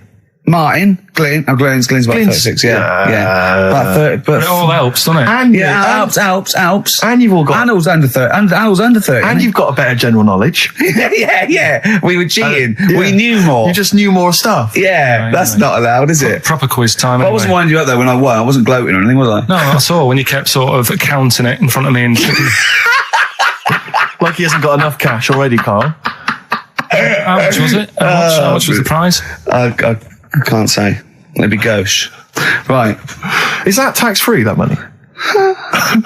Yeah, it's a prize, isn't it? Is that true, though? Is that how it works? I think so. Prize money, isn't it? I don't know. Well, otherwise, I assume you'll be declaring that. Yeah, will we? Yeah, you'll be paying tax on that. Yeah. Because you know where people... I mean, the taxman could contact you via XFM at any time just to check that if he wanted to. Sure. Okay, prizes to give away this week. You've excelled yourself again. We've got, once again, Scotland Rocks, the very best of Scottish music, Texas Deacon Blue, Brilliant. and Jerry Rafferty. Proclaim's on there or not? Proclaim's there, don't worry. Delegate's on there as well, don't worry. Yeah, it's Don't worry. It's Biss on there, it's Biss on there. I'm just checking to see if Midge and Hugh and Gry feature, but they do, thankfully. I don't know. The Rosillos as well. Oh, and Gun. Brilliant. That's great. So I look forward to Is that. Lulu on there or not? Is she not on there? I can't see her, actually. She's not on there. But Are the Wets on there? All the Wets or not? Fairground attraction. Brilliant. That's on there. So is Wee Hootie McDooth on there? And is Jamboree? What's this? This is another arbitrary compilation called Strange and Beautiful. The X-List album, which is quite good. The new album by the White Stripes. The DVD Walking with Cavemen, that TV show that's on VHS. It's still got the price on there on VHS in case you haven't seen it. Fight Club and the best-selling book from Michael Moore's Stupid White Men. So actually some quite good prizes there, Carl. Not bad. All right, Carl. What's this competition? Right, song's a phrase. It's where I get a line that sort of is said a lot on the show or has been said quite a lot on the show. Yeah. Is this one Stop Squeezing Me Head? No. Oh, I could have done that. Yeah. But what we're doing is my favourite. The Elephant Man's my favourite film. Is that the phrase? Yeah, that's the phrase that we're looking at today. The Elephant Man's my favourite film. It is as well. It's his favourite film. I know. What is that again? So, 'cause it's funny and sad, and it's you know exactly what you're going to get. Yeah. They promise you an Elephant Man. That's exactly what you get. Yeah. It's good. Have you seen it, Steve? I have seen it. It is good, isn't it? Yeah. Do you remember at the beginning of the Elephant Man? Think of that. Having that as your favourite film of all the hundreds of amazing films. I mean, it's a good film and it's a moving film. Yeah. But I can't imagine it's a film I would watch endlessly again and again. Care about a bloke with an elephant's I head. watched a little bit of it again the other night. It's one of them that, just sort of reminds you. You know what annoys me? When he goes, I'm not an animal. He is. Well, I mean, he speaks like one. And what doesn't help? He's got and he looks like one. Yeah. But it was a bit unfair because they never let him look in a mirror because he's a bit odd looking. It upset him. Yeah. So his hair was always a mess. Yeah. And that made him look worse than he actually was. Yeah. But good film. Get it out if you haven't seen it. That's the phrase today. Do you know, I remember my friend introduced me to that film, and if you remember at the beginning, there's a big montage because he is working in a zoo, isn't he? Or he's being kept in a zoo, and there's a sequence of various elephants, I think, actual elephants, kind of rampaging, and it's just quite a sort of moody, atmospheric montage. Is he king of the elephants? Can he maul them? My friend said to me when we watched this, he said, what happens is he gets trampled on by some elephants, and that's what makes him look like an elephant. And I went, right. And I watched it, and I thought, that's not the case. And I tried to explain it to him, and he's, to this day, still convinced that the Elephant Man, it's like when Spider-Man was bitten by a radioactive spider. Yeah. It was his mum, wasn't it? Elephant Man. The power of an elephant. Was it his mum who got... He never forgets. Anyway. Be careful. Is it his man what? Wasn't it his mum who was pregnant and then they ran over her? And No, I don't think so. that's the impression I got from it. No. You are joking, aren't you? No. I thought, I honestly... Anyway, right, so the phrase is, my favourite film's The Elephant Man. Oh, well, wait a minute. There's 5 songs make up that sentence. Yeah. Right, this week. Have a listen, see if you can work out the songs. Email in, ricky.gervais@xfm.co.uk, right? And you win all that stuff Steve just said. So, right, here we go then. The elephant man, he's my favorite. That was nicely done. Genius. Right. Let's hear it again. There you go. The elephant man, he's my favorite. 5 songs there. The Elephant not- Man not is so hard, this my one, which is favourite good. film. Well, I thought we'd make it a bit easier. Make it a bit easier, yeah. All right. Just one more. The elephant man, he's my favorite. Email only, ricky.gervais@xfm.co.uk. Brilliant. A bit of hip-hop hooray, a bit of a rap classic. Although you may not have heard it before. Basically, they then go on to give shout-outs to lots of Players Club. Sweet. So we'll end it there. That was Rapping for Tay and the song Players Club from 1994. Still sounds brilliant. It's still hip-hoppity though, isn't it? It is indeed, Rick. Let's have some adverts. It's the Mock Turtles. XFM 104.9. I'm Ricky Gervais, with me Steve Merchant and Karl Pilkington. Karl the K-Man Pilkers. Little baldy, roundy, heady Pilkers. Oh yeah, there's Go on. There's a what's the name? If people go to the You're website. joking. There's not a what's the name. An actual what's the name? You are joking, Karl. No, it's just you reminded me. Oh, of did the I? little round bald head. Yeah. If they go to xfm.co.uk, Yeah. /Ricky, there's a picture on there. You know that picture you did? Oh, that I drew. The one you drew of me. Who put it on? Did what XFM put it on? Yeah. Did it look good? Can you get into it? Can I I'll have a look. Yeah, I'll have a look during the What is it? xfm.co.uk /Ricky. Right. And there's that little picture and people can sort of put bids in and the money goes to, Me, I charity. assume, as I drew it. No, it's for some charity thing, so. Because I've read something that I think there's been a bid of at least £50, which is pretty No, impressive. there I swear hasn't. to God, I just saw it earlier. I deleted it because I thought someone was winding us up. You deleted it? Well, I didn't know, did I? I didn't realize you didn't keep me informed. Well, it just. Oh. He's a buffoon, Karl, isn't he? I think you're an idiot, but sometimes. Oh. Yeah. Well, yeah. Well, I'm just going to check. logical. Just going to check the power list. Top 100 most important people in radio. What's this list? Oh, it's just the most important people in radio. Oh, 56, Ricky Gervais. That's annoying. 56. Let me see. So there's 55 more important people than me. I love the fact there that I've beaten David Mansfield, who's the controller of Capital. Yeah. Arbitrary. The Radio Academy Power List Top 100. And you're what, number 56? Yeah. Ricky Gervais, XFM. I noticed we're not mentioned, Karl. What's your thoughts on that? You know, a little stinging that. I'd have thought, considering the amount of work you put into this show.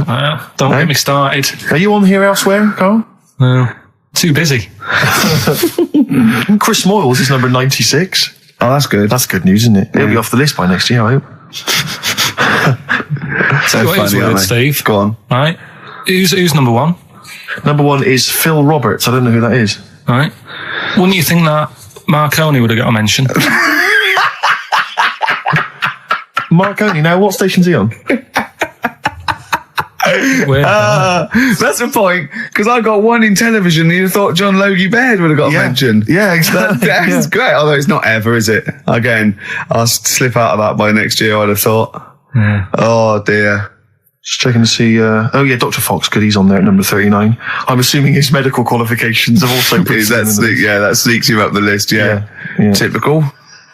Pete Waterman, yeah, number 35. That makes sense. Important guy. Can we just give them the website so they can read this at their leisure? Because this really isn't radio, is it?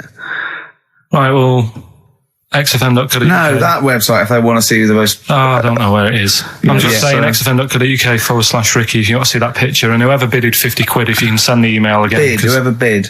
Whoever bidded. Yeah. We should start picking you up on your grammar. I mean, we're hardly ones to speak, but, you know... I squoosed. I tell you what, I listened back to Karl was worried about last week's show because he said there was too much screaming and shouting and just nonsense and eating burgers. It was a bit like It's a Knockout last week, wasn't it? No, yeah. And I listened back to it and it was without doubt the most appalling piece of radio I have ever heard in my life. Really? I didn't know what I was saying. I was and I'm finishing set. So, eat it. And he's going, oh, Joe, and you're going, Karl, they're eating a hamburger. It was bizarre. Just half an hour. If anyone didn't know us, or I'd never heard of us, it was just like going, Heart 104, XFM 104. Listen to this. man, go eat the bees, go coming out as many. No! It was honestly, it was like a mental ward. It was, To be fair, though, at the best of times, you sound like you're selling the Evening Standard.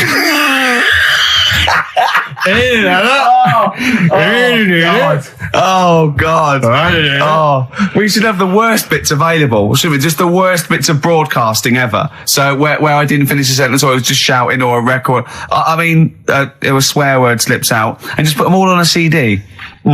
Like like Panky put out the best of his phone calls. Exactly. Yeah. Yeah, I haven't got that. The worst radio show in the world ever. Yeah, no, that's what I call bollocks. Yeah. All right, calm down. That's shit. just cheapened it. Oh, now once Sorry, again. Oh, tits. Good to see those boys still rocking. That's AC/DC. Shook me all night long. On XFM 104.9, I'm Ricky James, with me, Steve Merchant and Karl Pilkington. Have we got the results of the quiz, Karl? Or? Yeah, I'll just play it one more time. It was Songs of Phrase. Is this the last time we're doing this? Oh, I thought so. I thought it worked better this week because it was actually doable. Yeah. So that makes a difference, Karl. We haven't done Karl's an idiot, yeah? Karl, you're an idiot, have we? Oh, well, that's a reason to keep it. Maybe we can end with that one when you come back. Right, well, the 5 songs that made up this little thing here was Mr. E's Beautiful Blues, Eels, Innocent Man, Billy Joel, and my favourite Waste of Time, Owen Paul, Bohemian Rhapsody, Queen, Girls on Film, Duran Duran. It sounded like this. He's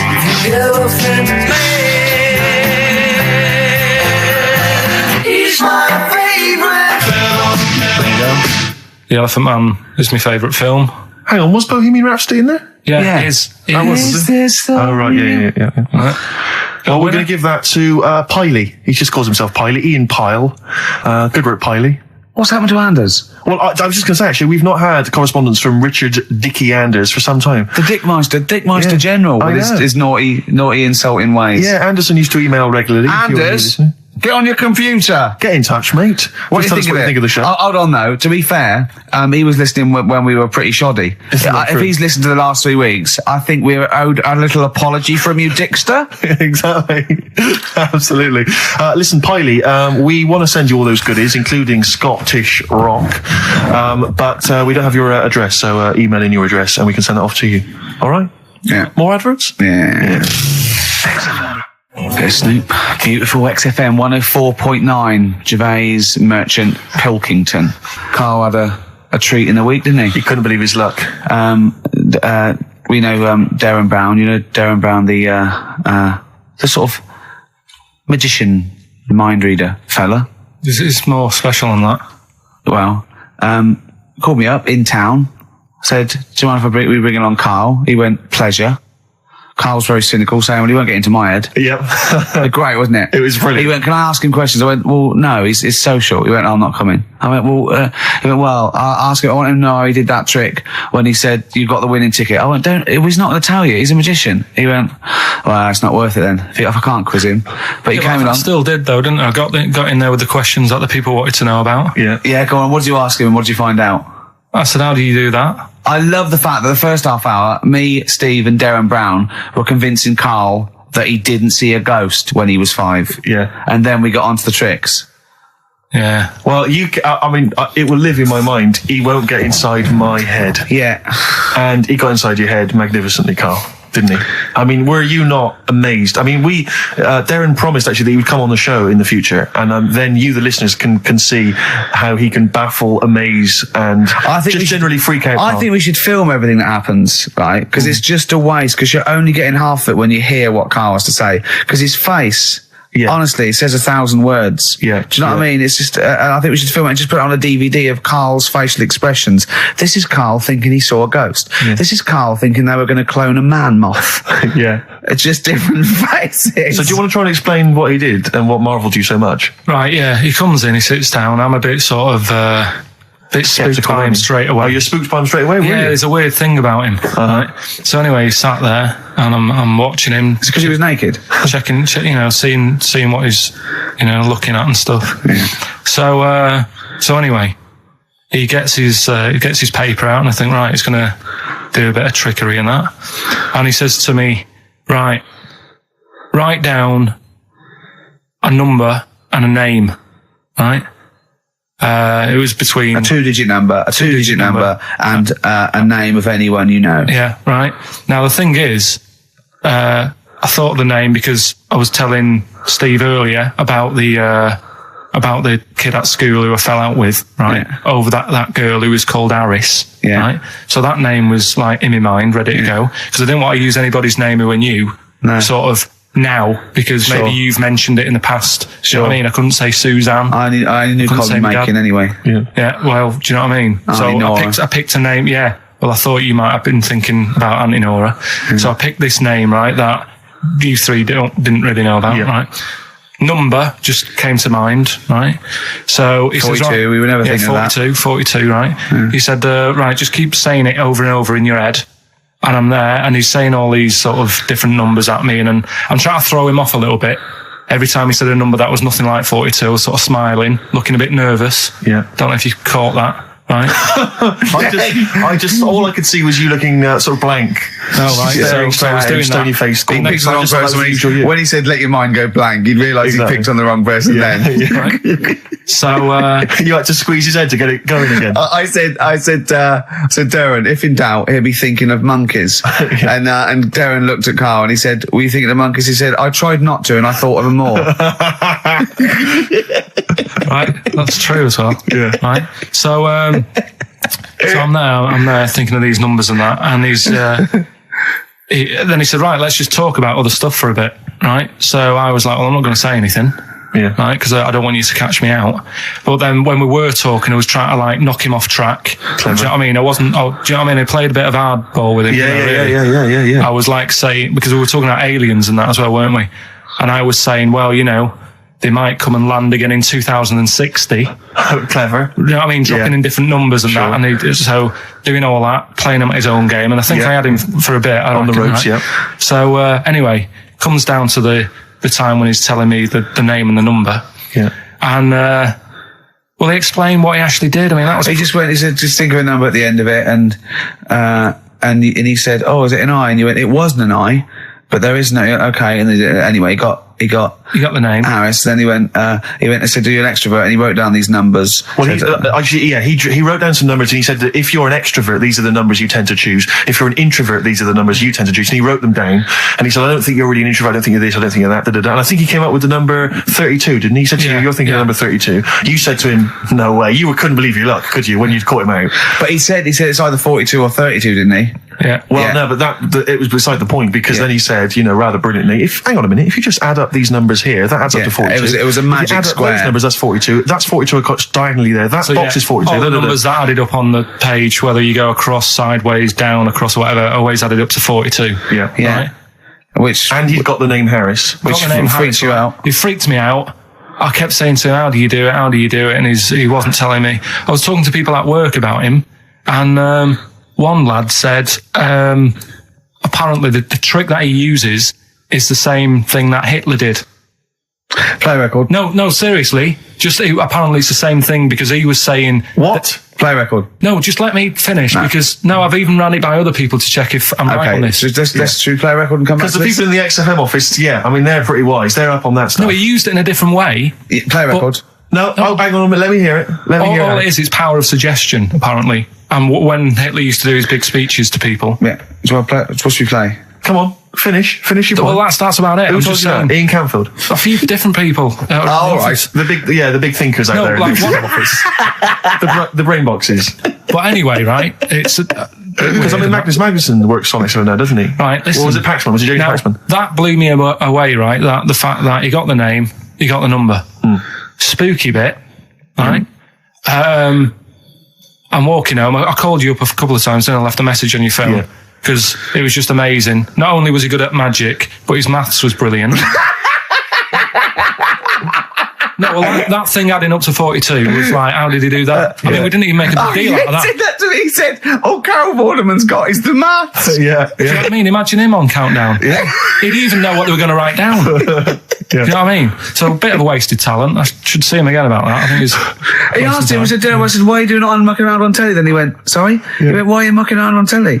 Yeah. And he said you could make some serious money. I think Steve went, well, he does all right. He went, nah, but if he did that with the ticket thing all day. Yeah. But didn't you say to him you should be working for the police force? I said, yeah, you should be in a police station. You could help people out. Yeah. Do you know what I mean? It's not a daft idea, is it? Not really. Right. So anyway, right. So I get home. Still, I'm calling different people up walking home. I couldn't believe it. Yeah. Right. I called Suzanne up telling her about it. And she's like, slow down. She said, you're like a little kid who's just been on a fairground ride or something. Yeah. Slow down. Right. So I'm telling her, call me mum and dad up. My dad wasn't that impressed. No, of course He's not. like, well, it's all been done before. But anyway, right. So, But then he wasn't impressed with Little Donkey, was he? No, he's not impressed by much, is he? Right. So I get in. He probably had to nip back down to the phone box. Right. Do some thieving. Yeah. We've forgotten bread. No, I'll just go down the phone box. Yeah. So I get into my flat, right, and what they do in my flat where I live, they put the post in like these little pigeonholes, right, and I don't normally check them out. I leave it for Suzanne to do, right? Sure. But this time, for some weird reason, I thought, right, I'll check it, see if we've got any posts. Open it up. There's only this. A letter for Miss Harris. Yep. There it is. Bona fide in front of us. A letter addressed to a Miss Harris. Well, does she live there? No, it's my address. She doesn't live there. Did she ever? Don't know. It doesn't matter. It's weird, isn't it? But We've never had. Normally, I think there was a guy who lived there called Yaki Shoki. Mr. 42. It was definitely wasn't an Harris, right? This is the first time we've had a letter for this woman. Yes. Right. But what are you claiming?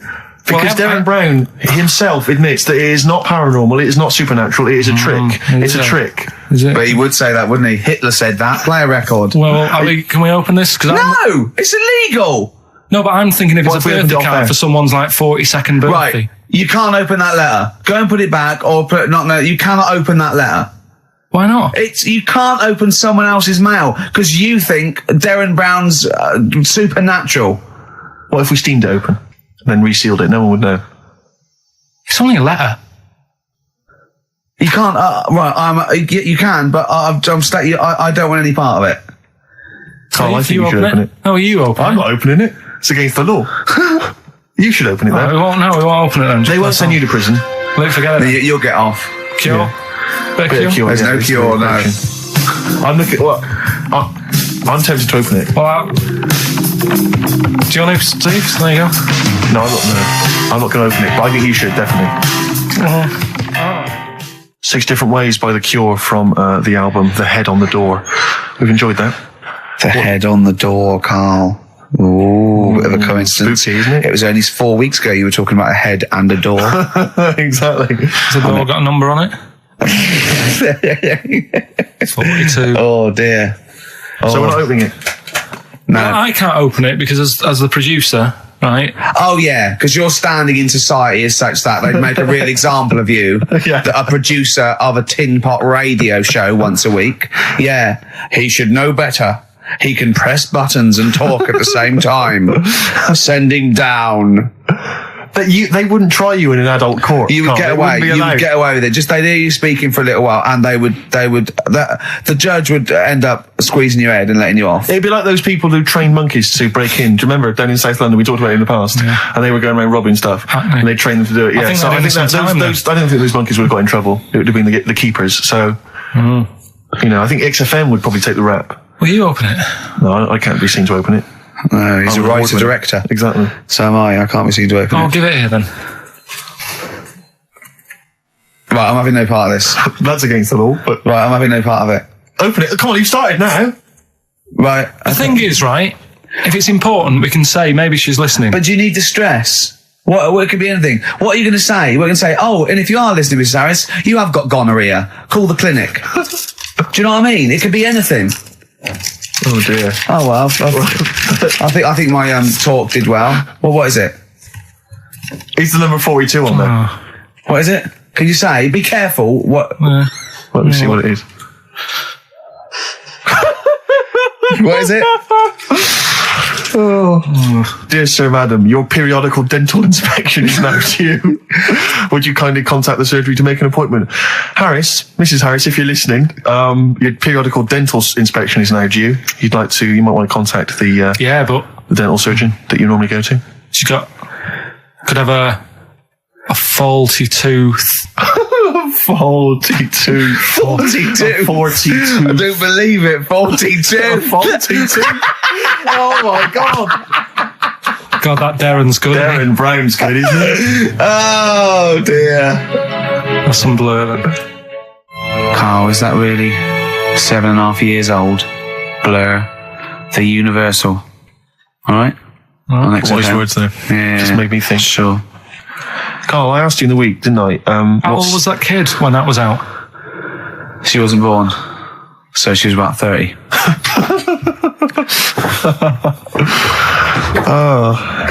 Well, I think that's the first time we've officially broken the law on air. What? I don't think we've broken the law before on air. Be all right with the dentist appointment? Well, we haven't broken the law, Steve. He has. You're right. We're fine. And he should know better. He's the top producer of a tin pot radio station. Carl, Ricky and I were doing some writing in the week and we needed get a little book of zodiac types. What's your thought on... Just to make sure it was good luck, to be writing. Yeah. Yeah. What do you make of all that stuff, horoscopes? Do you have any thoughts on that? Now and again I'll read it, but Sure. I'll believe it if it's good. Yeah. If it's not, just go on. What star sign are you? That's perfect, though. That's their raison d'etre. That is those people who do zodiacs exist on that piece of philosophy. Yeah. I'll believe it if it's good. Exactly. And that's why when you have breakdowns, people don't go, you're a nasty little piece of work, you're a pug ugly little twat, and you'll never amount to anything. It's things like, you're probably too generous for your own good. Yeah.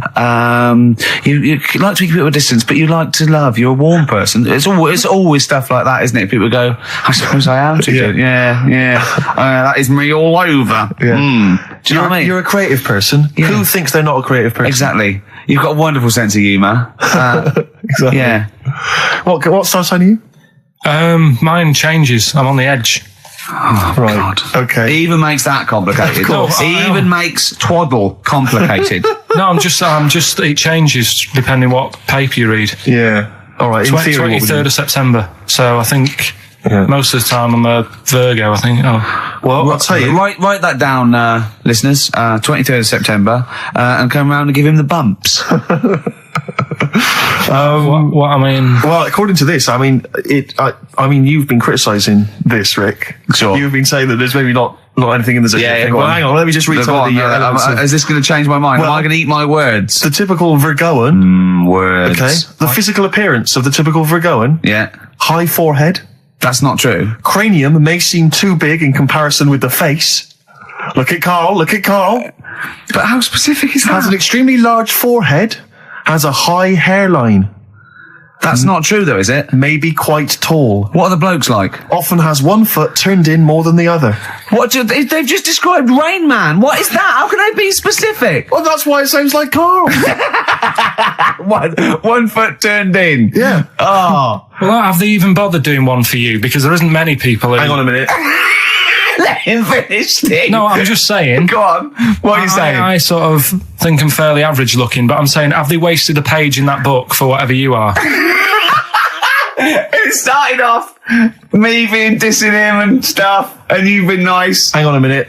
I don't think you can be a Virgoan because it says that they are normally quick, alert, and intelligent. But no, actually, I have to say, it says here behaviour and personality traits of the Virgoan as a child is an excellent mimic. Can learn many things in a short time. Not really sure of you, is it? Rarely Like questions authority, but frequently questions facts. You never question facts. Yeah, you never question authority. He's scared of authority. Yeah. You're usually very upset if teased. That's true. Yeah. Oh, yeah. Hang on a minute, though. Yeah. Can't take a bit of stick. Too much depends, pressure. If you yeah. can't stand the heat, get out of the kitchen. Yeah. What to teach a young Virgoan? Myths, fairy stories, make-believe, daydreams, and how to use imagination should all be taught to young Virgoans, so they have plenty of magical moments to remember in their adult years when they are often alone. I'm changing my mind. I know. This is good stuff. This is really good stuff. All right, well, let's see. What are you? I don't think we should talk about that. Yeah, let's have a look. It says the Virgoan is, I love some of the specifics of this. Virgoan is an employer. He's excellent as the boss of a small company. yeah. Don't get him on a Tuesday. He's probably stamp collecting then. Yeah. He loves a bit of haddock. Okay, let me look at mine. Oh, that is good though, Carl, isn't it? That is you all over. I've changed my mind. It's brilliant. It's a real science. They've really put their work in with this one. Let me see. Sagittarius, Sarah Jones. Sagittarian is a happy, playful little clown. Little. Greets everyone. Oh, dear. Yeah. Let me see. Sagittarius. He's only going to read the good bits, though, isn't he? Yeah, exactly. If that's it, what can it say? Have they done yours in sort of small print? Because you've got special eyes? I don't know what that insult is, Carl. What kind of an insult is that? Well, He's happy with that. Look at his face. He's done me. Oh, dear. Back together. Little baby bird. On XFM 104.9. Gervais Merchant Pilkington. Gervais, you're Cancer, is that right? Yeah. Just looking you up in the little zodiac book. Sure. Again, I've really changed my view. I used to dismiss these out of hand, but these are bang on about you. May have remarkable teeth, perhaps prominent, irregular, or in some way unusual. You have got quite strange teeth. Who doesn't know when they're English? Even if slim, may appear broad or plump. May be plump or tend to put on weight very easily. Yeah. Correct. Yeah. Behaviour and personality traits. Loves delicious food and drinks, but almost always dribbles, even when past babyhood. How specific is that? It's true of you, though. And you know what that is, You though, can don't barely keep you know it what that in is, your mouth. don't You can barely you? keep it Because in I your was mouth. born at a certain time of year. Exactly. And that's what happens. They tend to dribble. Yeah, well, no, that is fair enough. I think it starts to fall apart, though. Why? When it says...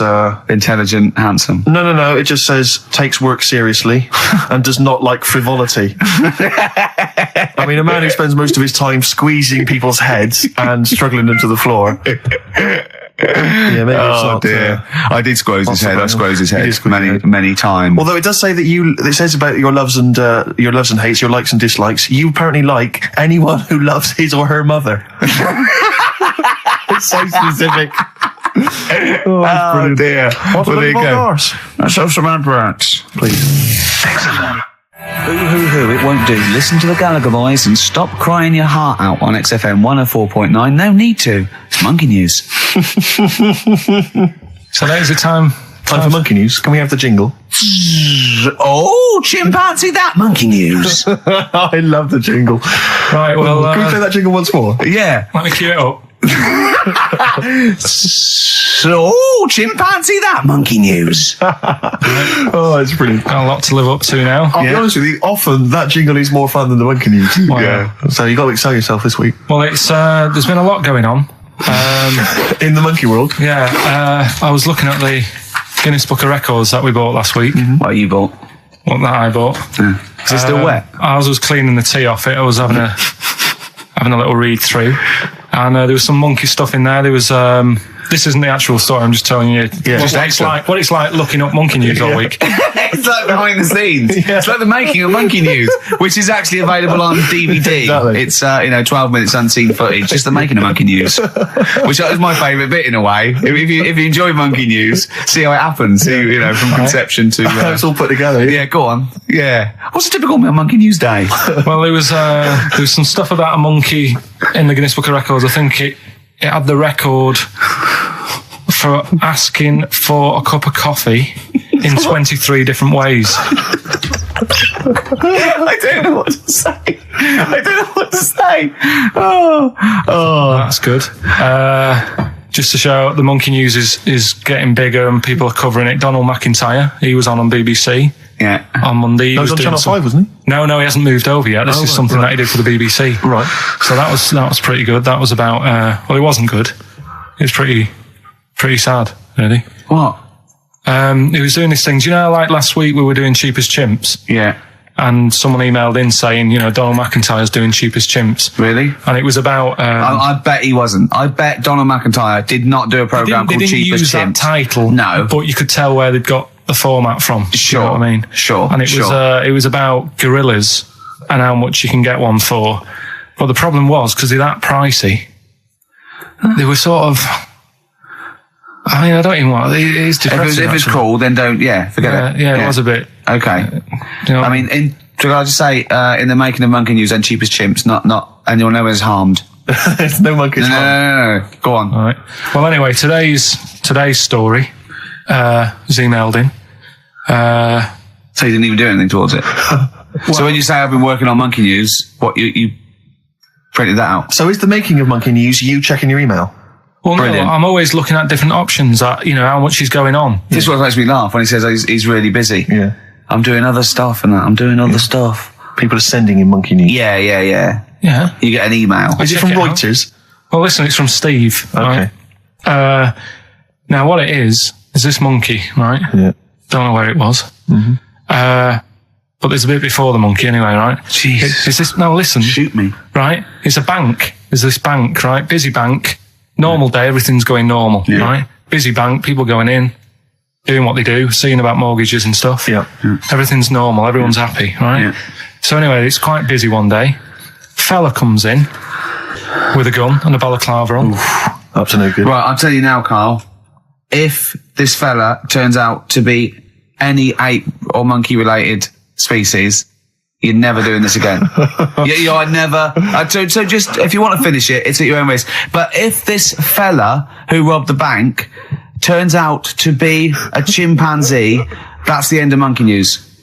All right. Okay, let's hear the end. It's a lovely day in a lovely bank. Everyone's happy. Everything's normal. The man comes in the balaclava. Man comes in. Is it a man? Starts waving a gun around. Shut up, Rick. Let him finish the story.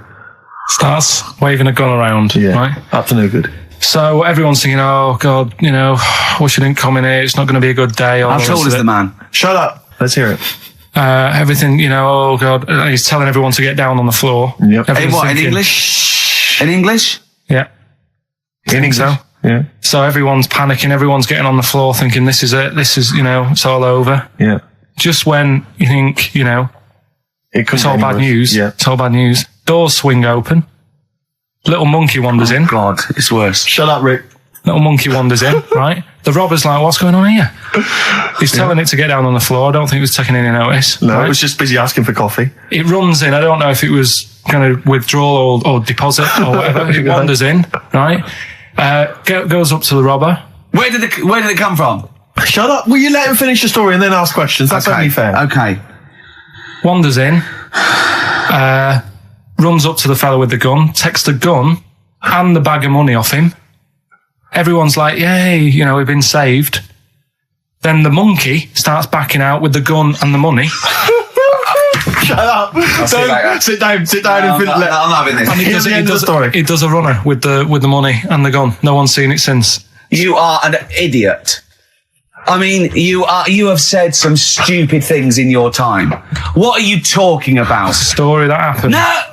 What are you talking about? What do you mean it backed out? It came in, was it an accomplice? Was it an opportunist monkey robbery? What are you talking? Think, Carl. Think. I know it's mad. That's the idea of monkey news. We're telling people how monkeys are pretty, they're mental. They're up to no good. What do you think? They've never seen the monkey since. What, did he have a getaway car waiting? Did he swing his way to freedom? Where was this? There's no details. Don't talk rubbish. Well, yeah, Steve emailed it in. He's got it off the net. And the funny thing is, Can I see it? Have you got the information there? Yeah, the funny thing is, it wasn't just him who sent it. I had that a couple of times. So a few people obviously read the story and said, that'll be good for Monkey News. It doesn't say anymore. It doesn't say if he went off to Spain. It doesn't say, if he's on Crime Watch. Yeah. It doesn't say any of that. It's just saying that's what he did. That's the story. And that's what Monkey News is about. I've heard that they're making a movie version with Phil Collins. So I look forward to that, and Julie Waters. So that's this week's Monkey News. If you've got any, if anything's happening don't bother. in your town. That's the end. No, that is the end. That's the end of Monkey News. No more Monkey News. This is bit of Queen. It says it here in this email, Rick. It's got to be true. Right. 7 seasons well. That's for you, Carl, because you're going on holiday. Do like to be beside 7 Seas a Ride by Queen. Rick, we've had an email from number one fan Richard Anderson. Oh, excellent. I'm opening it. I haven't read it. He's loving it, isn't he? What does he say? Well. He likes it. He's from Richard Anderson. It pains me to admit it, but your show is no longer appalling. Go on. Congratulations on being only slightly rubbish. Excellent. Cheers. Hey, we're winning him round. Yeah. I'll tell you what he'd love, though. I know what he's a big fan of. Well, adverts. Yeah. Nice to do that one again. Always. Metal Mickey, Suede on XFM 104.9. Wow. Nearly over with Ricky, Steve and Carl. I've done another little sketch for you, Carl, because I was excited by the fact that we raised that money. So I've done a little... Well, it's not over yet. It's like people go to the website, And if they think it's worth more than 50, they can say, oh, I'll give you 55 or something. XFM put that little one on. It's all three of us, isn't it? Well, they haven't done that yet. No, but they can put that on next week, but they can frame it for them, can't they? Well, if they have a look, xfm.co.uk/Ricky, you can have a look at it if you want it. Just pay some money and... Now, it'd be worth a bit of money, won't it, in a few years, when we're all dead. Mm-hmm. Now, listen, Carl, you're going on holiday. You need a little rest, don't you? Yeah. What's the vibe? What's the vibe of the day? What's the crack on holiday? Come on. Where are you going? Madeira. Right. Good. It's for Suzanne's dad, right? My girlfriend's dad. He's 60, so... Yeah, that's the average age in Madeira. Is it? It's good. It's quite, yeah. Well, my mate Damo went to Madeira, and he was worried about sort of terrorism on the plane, and he looked around and he thought, well, if someone gets up, someone will wrestle him to the floor, and he looked around, and he was the only one he realised could have got out of his seat quickly enough. So you'll enjoy it. It's quite quiet. It's nice. It'll be all right. I mean, it's the first time a mum and dad have been away, so... Whatever? Abroad, yeah.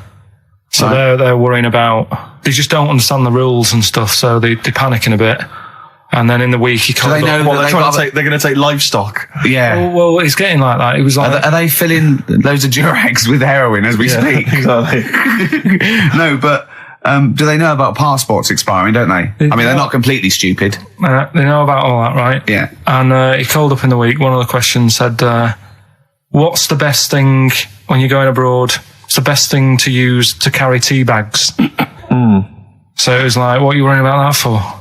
They'll sell tea bags out there. And he's like, well, we want to take our own. It's like they'll sell tea bags. Yeah. And he's worrying about that. He's saying, can I put it in a glass jar? So put it in a glass jar then. He's saying, oh, I'll bubble wrap it. So he's bubble wrapping a tea thing. It's just, it is annoying me a bit because it's meant to be a week off from you annoying me, and already he's niggling me. Yeah. But you are easily wound up. You are a very finicky little fussy person. You don't like the slightest bit of pressure. See, I thrive on pressure. Working here, working there. That's the way I work as well. That's always doing stuff. Monkey news. You know what I mean? Oh yeah, Monkey News. I got an email. I won't read it to on air. It's rubbish, but that's one feature. That's my bit done. That's all I have to do. Well, I'll tell you what. When I'm away next week, do Monkey News and see what you can find out. All right. Oh, there's a challenge. See what you can do. Yeah. I've already told them about the Guinness Book of Records one, so you can't use that. Yeah. Right. We're going to find the best Monkey News ever, Carl. Wow. What was it you said to me about... Because, the thing is that you don't really like people, do you? That's the truth of it. People annoy you, don't they? They wind you up. Yeah. What was it you said to me about friends? He doesn't like friends. He doesn't want any more friends. He doesn't want any friends. Is it because one day they'll ask me to help him change a tyre? Yeah. What was it? It's always hassle. The tyre he sits and swings on in his back garden, he means. It's just... They call up, they ask for stuff, they want favours doing. Yeah, they want a pint, they want to chat to you because they like you. I know they're a pain in the arse. I'll tell you what, Carl, you're better off without them, mate. Yeah. Although, to be fair, Rick, friends like you... Yeah. You're not judging them on me, are you? You're not judging all possible friends on me. No, just they do sort of, some friends will never touch you around the head. Oh, I want to see you for a week, am I? Oh. Do you want to get a little squeeze in? I am going to get a little squeeze in. Can I come around there and squeeze you? Squeeze him in now. We should play the last tune. Well, we'd go to ads and that's it, really. Is that it? We've got no time for records. That's a shame. We'll have a quick squeeze. A quick squeeze. Well, that's like a Benny Hill slap there on the front. All right, that's enough of that. Right. Okay. I'm not squeeze it. All right, that's it. Excellent. Will that do you for a week? Yeah. All right. See you next week. See you later. See you, Rick. Have a good holiday. All right. The French have tried to keep that secret for over 100 years, Steve. Steve. Upper crust people. Yeah, nearly 200 years. That is a top secret. Somehow Euston Station upper crust got hold of a document left behind in an old sea chest, possibly Napoleon's, could have been Josephine's. Unfortunately, jotted it down. He's kicking himself now. Oh, Secret, I cannot believe I left a note. If he talked like that. He did that. Yeah, he talked English, but in a very funny French accent. Do you remember, there was one thing that, talking about funny French accent. Loch Ness, the monster. Yep, sure. Probably doesn't exist. Okay. What it is... Interesting. Hold on, interesting. Oh, interesting. What they thought the Loch Ness probably didn't exist. Curious viewpoint. Hold on. What proof have they got for that, Carl? How can they go around saying stupid things like that? It's methane. Right. Again, in Loch Ness. And people have seen, what's the lake it's in? Loch Ness. Yeah. It being the Loch Ness Monster. Yeah. That's where it lives. That's how it finds its way home. That's certainly the clue. Yeah, if you again, Carl, that's the clue. Yeah, if you go, and if it's wondering, it goes, excuse me, would you know where I'm being the Loch Ness Monster? Where would I be going? Oh, you'd be going to the Loch Ness if that's your home. It's way over there, you big monster, you. So the bubbles from the methane bubble up out of the water. Yeah. People think, oh God, it's a monster's head. But it's not, it's just water sort of shooting up because of the bubbles. Well, that's two of the great mysteries of the universe solved by Karl P on a Saturday afternoon. That is fantastic. Yeah. So that makes me think a lot of things. So you know, when mediums are sort of like going, "Oh, I've got something coming through." Do you think they are exhaling a lot of methane gas, and thus making them not think straight? Do you think everything's down to methane gas? Do you think that all the mysteries of the universe are down to methane gas, Carl? What did it say in the documentary you saw? About what? What was the budgie happy? We know that budgie was sad. Was it in a room? Because they used to take canaries down the mines, didn't they? They used to take canaries down the mines, they'd smell the methane, and then the budgie would be happy. I'm not going to teach you anymore. Play a record. Oh, should we introduce this, shouldn't we? Go on, then. Oh, it's Beatles, Long and Winding Road. Smooth. Are we getting paid for this? Our Freaks Electric, Richard X and the Sugar Babes on XFM 104.9. Well, nearly through. We've had a few laughs again, a few tears. Absolutely, as always. Excuse me, and don't be alarmed. I look quite frightening, but I'm merely a nice monster. I seem to have lost my way home. Could you direct me in the right direction? Nice to meet you. Yeah, Karl Pilkington. Hi. What's your name? Why do you need to know my name? Well, it might help me to find out where you come from. Oh, my name's the Loch Ness Monster. Okay, all right. Give me a second. What was your name again? Loch Ness Monster. See, this is what I mean. I just run this one past you just on the off chance. Yeah. Because maybe that you change your opinion slightly. Yeah. Feng Shui teaches you to use your environment wisely. Sure. If your land and the surrounding area is undulating, it's said to house auspicious dragons. When land is flat and featureless, the dragon is missing and the land is said to be less auspicious. Excuse me, they call me the Brixton Dragon. Sure. I seem to have lost my way. I know it's South London somewhere, but could you help me find my home? What's your name? Well, they call me the Brixton Dragon. Right, where are you from? I see what you mean. I see what you mean, aye. Oh, okay, man. So does that make you query it at all, the dragon? I'm not into it that much. Right, I'm sure. just saying that if you have your head at one end of the bed rather than the other, it might make a difference to your night's sleep. And you get this quite a lot, don't you? Especially Americans, that Elvis Presley's still alive. Yeah. And I think, wasn't there some statistic, like more people believed Elvis was alive than believed evolution? Was that right? Yes. Something like that? No. No, it's something worse than that. It could be something. It was something like that. It's something like, I don't know, it's something like 42% of Americans believe that Elvis Presley has faked his own death and is still alive, right? Yeah. And there's this whole book that's been written about it, because, Carl, you might be interested in this. I know you're always fascinated by things that have been written down and therefore a gospel. Yeah. And that you don't have to revise yourself. You just learn off Ian Wright. Yeah. But apparently, the reason that Elvis is still alive, is that there's a number of sort of pieces of evidence. One is that none of his family could agree which colour pyjamas he was wearing when he died. That's evidence, apparently. Apparently, he was an honorary member of the FBI. Well, apparently his signature appears on FBI documents well into the 80s, long after he should have died. Apparently no one can agree. There was sums of money a lot of fat people in dungarees have seen him. Yeah. There's a number of sums of money which apparently only he could have given authority to have transferred to other bank accounts. They've moved. Yeah. So this is all evidence that Elvis is still alive. And a lot of people, I was talking to this guy and he was saying, well, of course, the thing is, the pressures of fame were too much for him. That he faked his own death so that he no longer had to be this huge icon. He could live an ordinary life. And my query has always been this: if Elvis faked his own death, do you think the method he'd have chosen is to have shat himself to death whilst on the toilet? Yeah. Yeah, but because he picked that, nobody will doubt it. Right. So Elvis went to the FBI. Yeah. What do you make of it? Well, exactly. So what we're saying, Carl, is that there was lots of methods open to him. You know what I mean? It's all like, he didn't go to his secret reason and go, I'm afraid I want to fake my own death. You know what I mean? And they go, what methods have you got? I like to be found, shit myself down the toilet. You like to do what? I want to be a big fat motherfucker. died of just shitting myself to death. Right, on my ankle. Elvis is a good idea. I'm just wondering if there's maybe something a little bit more glamorous for your favourite death. I mean, you could take a bullet for the president. What, shit all over him? Just shit? No, no crap at all. No, you just take a bullet for him. Or you could... There has to be shit involved. Why has it got to be... There has to be shit involved. Why has it got to be crap? I want it this way. Make it happen. Yeah, it's probably Carl, head in hand, look. Yeah. He's worried about the things we say. Yeah. Jeez. We haven't offended 1.2 billion people. Yeah. A fifth of the planet. So, Carl, what do you make of it then? Are you convinced Elvis is still alive? Am I getting mixed up with someone else? Because all Elvis, all Elvises look alike. Because... that is true. A lot of Elvises do look alike. That's safe. On his gravestone, didn't they get his name wrong? Or is that his brother? Who's his brother? Aaron. That's his middle name. Yeah. You're not an Elvis kind of expert, are you? Hold on, wasn't Elvis one of a twin that died? That died, and I'm sure they got his name wrong on a grave or something. Oh, I don't know. But that's consequently that's proof he's still alive. No, I've had the thing with the still alive thing. Like I say, he picked that awkward death because nobody would be saying, hang on a minute, going round upsetting the family, wanting to talk about it because they'd be embarrassed to be saying, he was found sort of in a pile of mess. Weighing 25 stone. Yeah.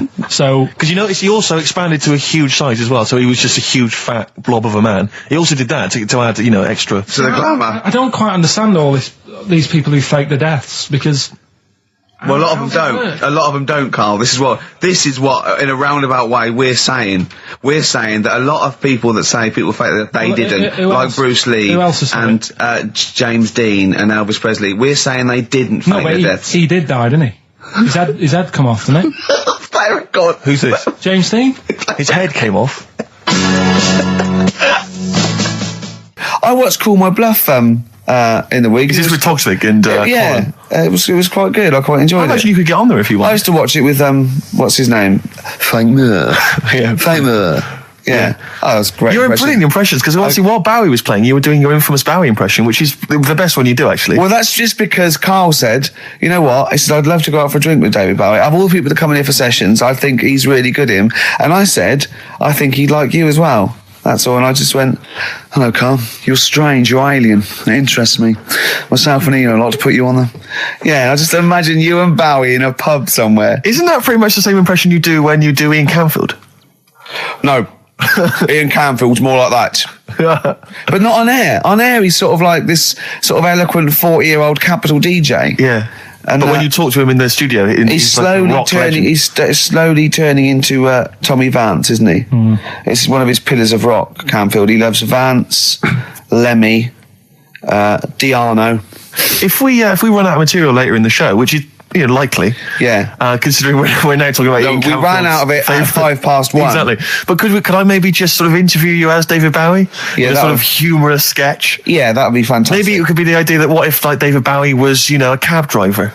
What would he say? What was some of the funny things he would say? We saw that what was that in when it said Dead Ringers coming up? If you've ever wondered what it would sound like. Dead Ringers is this impressionist show. They did it's on Radio 4 and they did a TV version. Yeah, I saw it. What did you make of it? Didn't like it. It was all right. No, it was just that the write-up in the Radio Times, magazine, the Radio Times said, ever wondered what it would be like if Robbie Williams was singing George Formby, or what would it be like if there was an Animal Hospital was hosted by Anne Robinson? Yeah, yeah. I have wondered. Were those two sketches on there last night? Yeah. What were they like? You are the weakest dog skink. Or something? No, what was it? It was something like. They had to vote off an animal to die or something. It was something like that, yeah. It was. This is flagging. Quick, do your Bowie again. Come in here. Look, it's Tin Machine. Now let's play Changes. Hello, Iggy Pop, you nutter. Stop cutting your sound. Which one? Well, because obviously Ricky doesn't travel on the tube anymore. He's too rich for that. I never did. I always thought it was beneath me. Sure, but I used to walk everywhere. Didn't you? But I'm still forced to. Take the tube, and I sat on the tube, and it pulled up, and outside the window, just happened to be on the station, was one of the posters with us. So I was kind of there, not realising it was behind me, and these big kind of fat German or maybe Bavarian guys. Well, they're in lederhosen eating sausages. Yes, they were. They're Bavarian. Yeah, they were. And I noticed one of them kind of looked at me, and then looked at the poster, then looked looked at me, just happened to say it, and wittered something to his friend in German. You know, I don't want to try and do an impression. That's freaking goggle-eye. Oh, wow. I think that... No. But I know what you're thinking it means. It doesn't mean that. Right, okay. It means... What's a rough translation? Elegant boy. Right, okay, yeah. And so anyway, he pointed goggle-eye. He pointed out the poster and his That's mate... lanky piss and streak. And his mate burst into laughter. And then we pulled they've got a great sense of humour, the Germans. Well, that's the thing. But we rumbled onto the next station, and the poster was in exactly the same place. And this time they tapped the shoulder of someone else on the train and pointed me out, and that person also laughed. An Italian? There was a French. Was there a bloke with a beret, a little moustache on the other side? Yeah. Was the United? Did you get on the United Nations Express? I imagine that. Yeah, it was faintly. See the freak. Look at this freaky goggle eye. Right, whereas I love the fact that before you were at least pretending to be speaking German. Now this is an Italian with an accent. It's just a guy speaking perfectly good English. Same. You've not even disguised the insult there. Oh dear. That'd be lovely. Try and insult me in other cod languages. You could bring Europe together if they just instead of Esperanto, that there was just one common language. The language of freaky goggle eye. I'll tell you what would bring the Europe together is you maybe representing England on the Eurovision Song Contest. That would be great. With a self-penned tune. Anyway, I didn't get around to getting drinks. I can't believe it. Can't believe it. Around to getting the drinks. Right, so I said, I'll pay for the cab. Right. Oh, what a lovely Christmas gift that is. Yeah, £2.50. I paid, it was like £3 there, £3 back. So £6 you spent on him? Well, no, I spent more. See, that's what he said. He said, get the Bolton and back, can't you, for that? He said, you spent on me £6 for my birthday. I said, no, I haven't, because I gave the taxi driver a tip. I'm a little bit worried about his attitude as well. Because even that is a stingy present, but you don't say... Well, let's be honest, that's the worst Christmas gift ever, because, you're pretty bad, like we discussed in the past, but at least you spend a bit of money. Yeah. It's just thoughtless. Yeah. This is nothing. I know. You haven't given him any time. I would... And I knew my demographic. They loved it, my family. They couldn't believe their luck. Well, a tenner. You spent a tenner on him? Well, the cab fare was £6. But the thing is, I don't think he's saying that. I think it's the fact that this is like, frittering away and it's kind of thoughtless, he would have loved to, I'm sure he would have been appreciative of a lovely £10 gift that you cared about and bought. A book he probably likes Fly Fishing, doesn't he, by J.R. Hartley. If you'd have bought that, he'd have gone, that's what I was looking for. Or what I was looking for, Carl. Bloody hell, Carl, you little bald twat. That's just what I wanted. So, alright, so just calm down. So what have you got planned for Christmas? Is this what, are you doing the same approach with Carl, Suzanne? excellent. You've paid me milk bill for this week. That were nice. I'm spent this year. So have you planned anything for Suzanne, or are you just... Yeah, I'm taking her out Christmas Day for something to eat. So, do we need them? Do we need them? And you should explain, do we need them, for those that don't like the show? Well, it's sort of education about animals and stuff, and if we need them. So, like, David Attenborough once said, you can get rid of people off the earth and it would carry on, there's no problems, but, get rid of a monkey and you could have problems on your hands. So is that a direct quote from Attenborough's current autobiography? I think so, yeah. So what I've done today, right? He always starts everything with, right, so then. Yeah, exactly. Yeah. So... and he always ends things, you got yourself all sorts of problems. Yeah. So that's that. That's done. That's coming up. Enjoy that. That. What would you do to sort of like egg them on a little bit to help them out? What do you think? What sexy things would you say? What do you think is your quality? What do you think people would find, pretty horny about you? Is it your sort of mank wine? Do you think that? Just say this. London shit, innit? I think say that, but London, it's not that good, is it? I think you've done it there. So that's say something quite sort of sexy though. Say something like, well, I love to love you. Say something sexy. Say that. No, say something sexy. Suzanne says to me, do you love me? I go, yeah, you're all right. Have you not had the point of a rollover is you've got to add to it. That's the excitement. Yeah, there's a couple of albums that were... Okay, well, there's also the Fools and Horses video with the free... I don't think... I'm bloody jealous of that. I like that little yellow thing. It's a little... there's a little kind of model three-wheeled van. Rodney, you plonker. What's that? This is what looks to be some kind of best of the stereo MCs. Don't call me a plonker, you wanker. The David Attenborough DVD collection. Unc shit himself again. Oh, yeah, the big prize that we tried to give away now.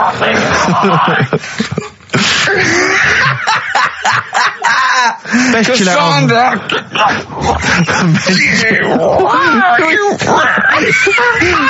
Who is that supposed to be an impression of? Which member of the cast is that? Oh! Is that Cheeky Dell? I don't know. Best chill out album ever, the best air guitar volume 2. And of course, for all our fans, Doctor Who, The Aztecs. That's on DVD, and that's one of the William Hartnell Doctor Who. Alright. That's the worst impression I've ever heard. That's brilliant. Right, then. Right, three cryptic stuff. Oh, come on. Right. Rodney,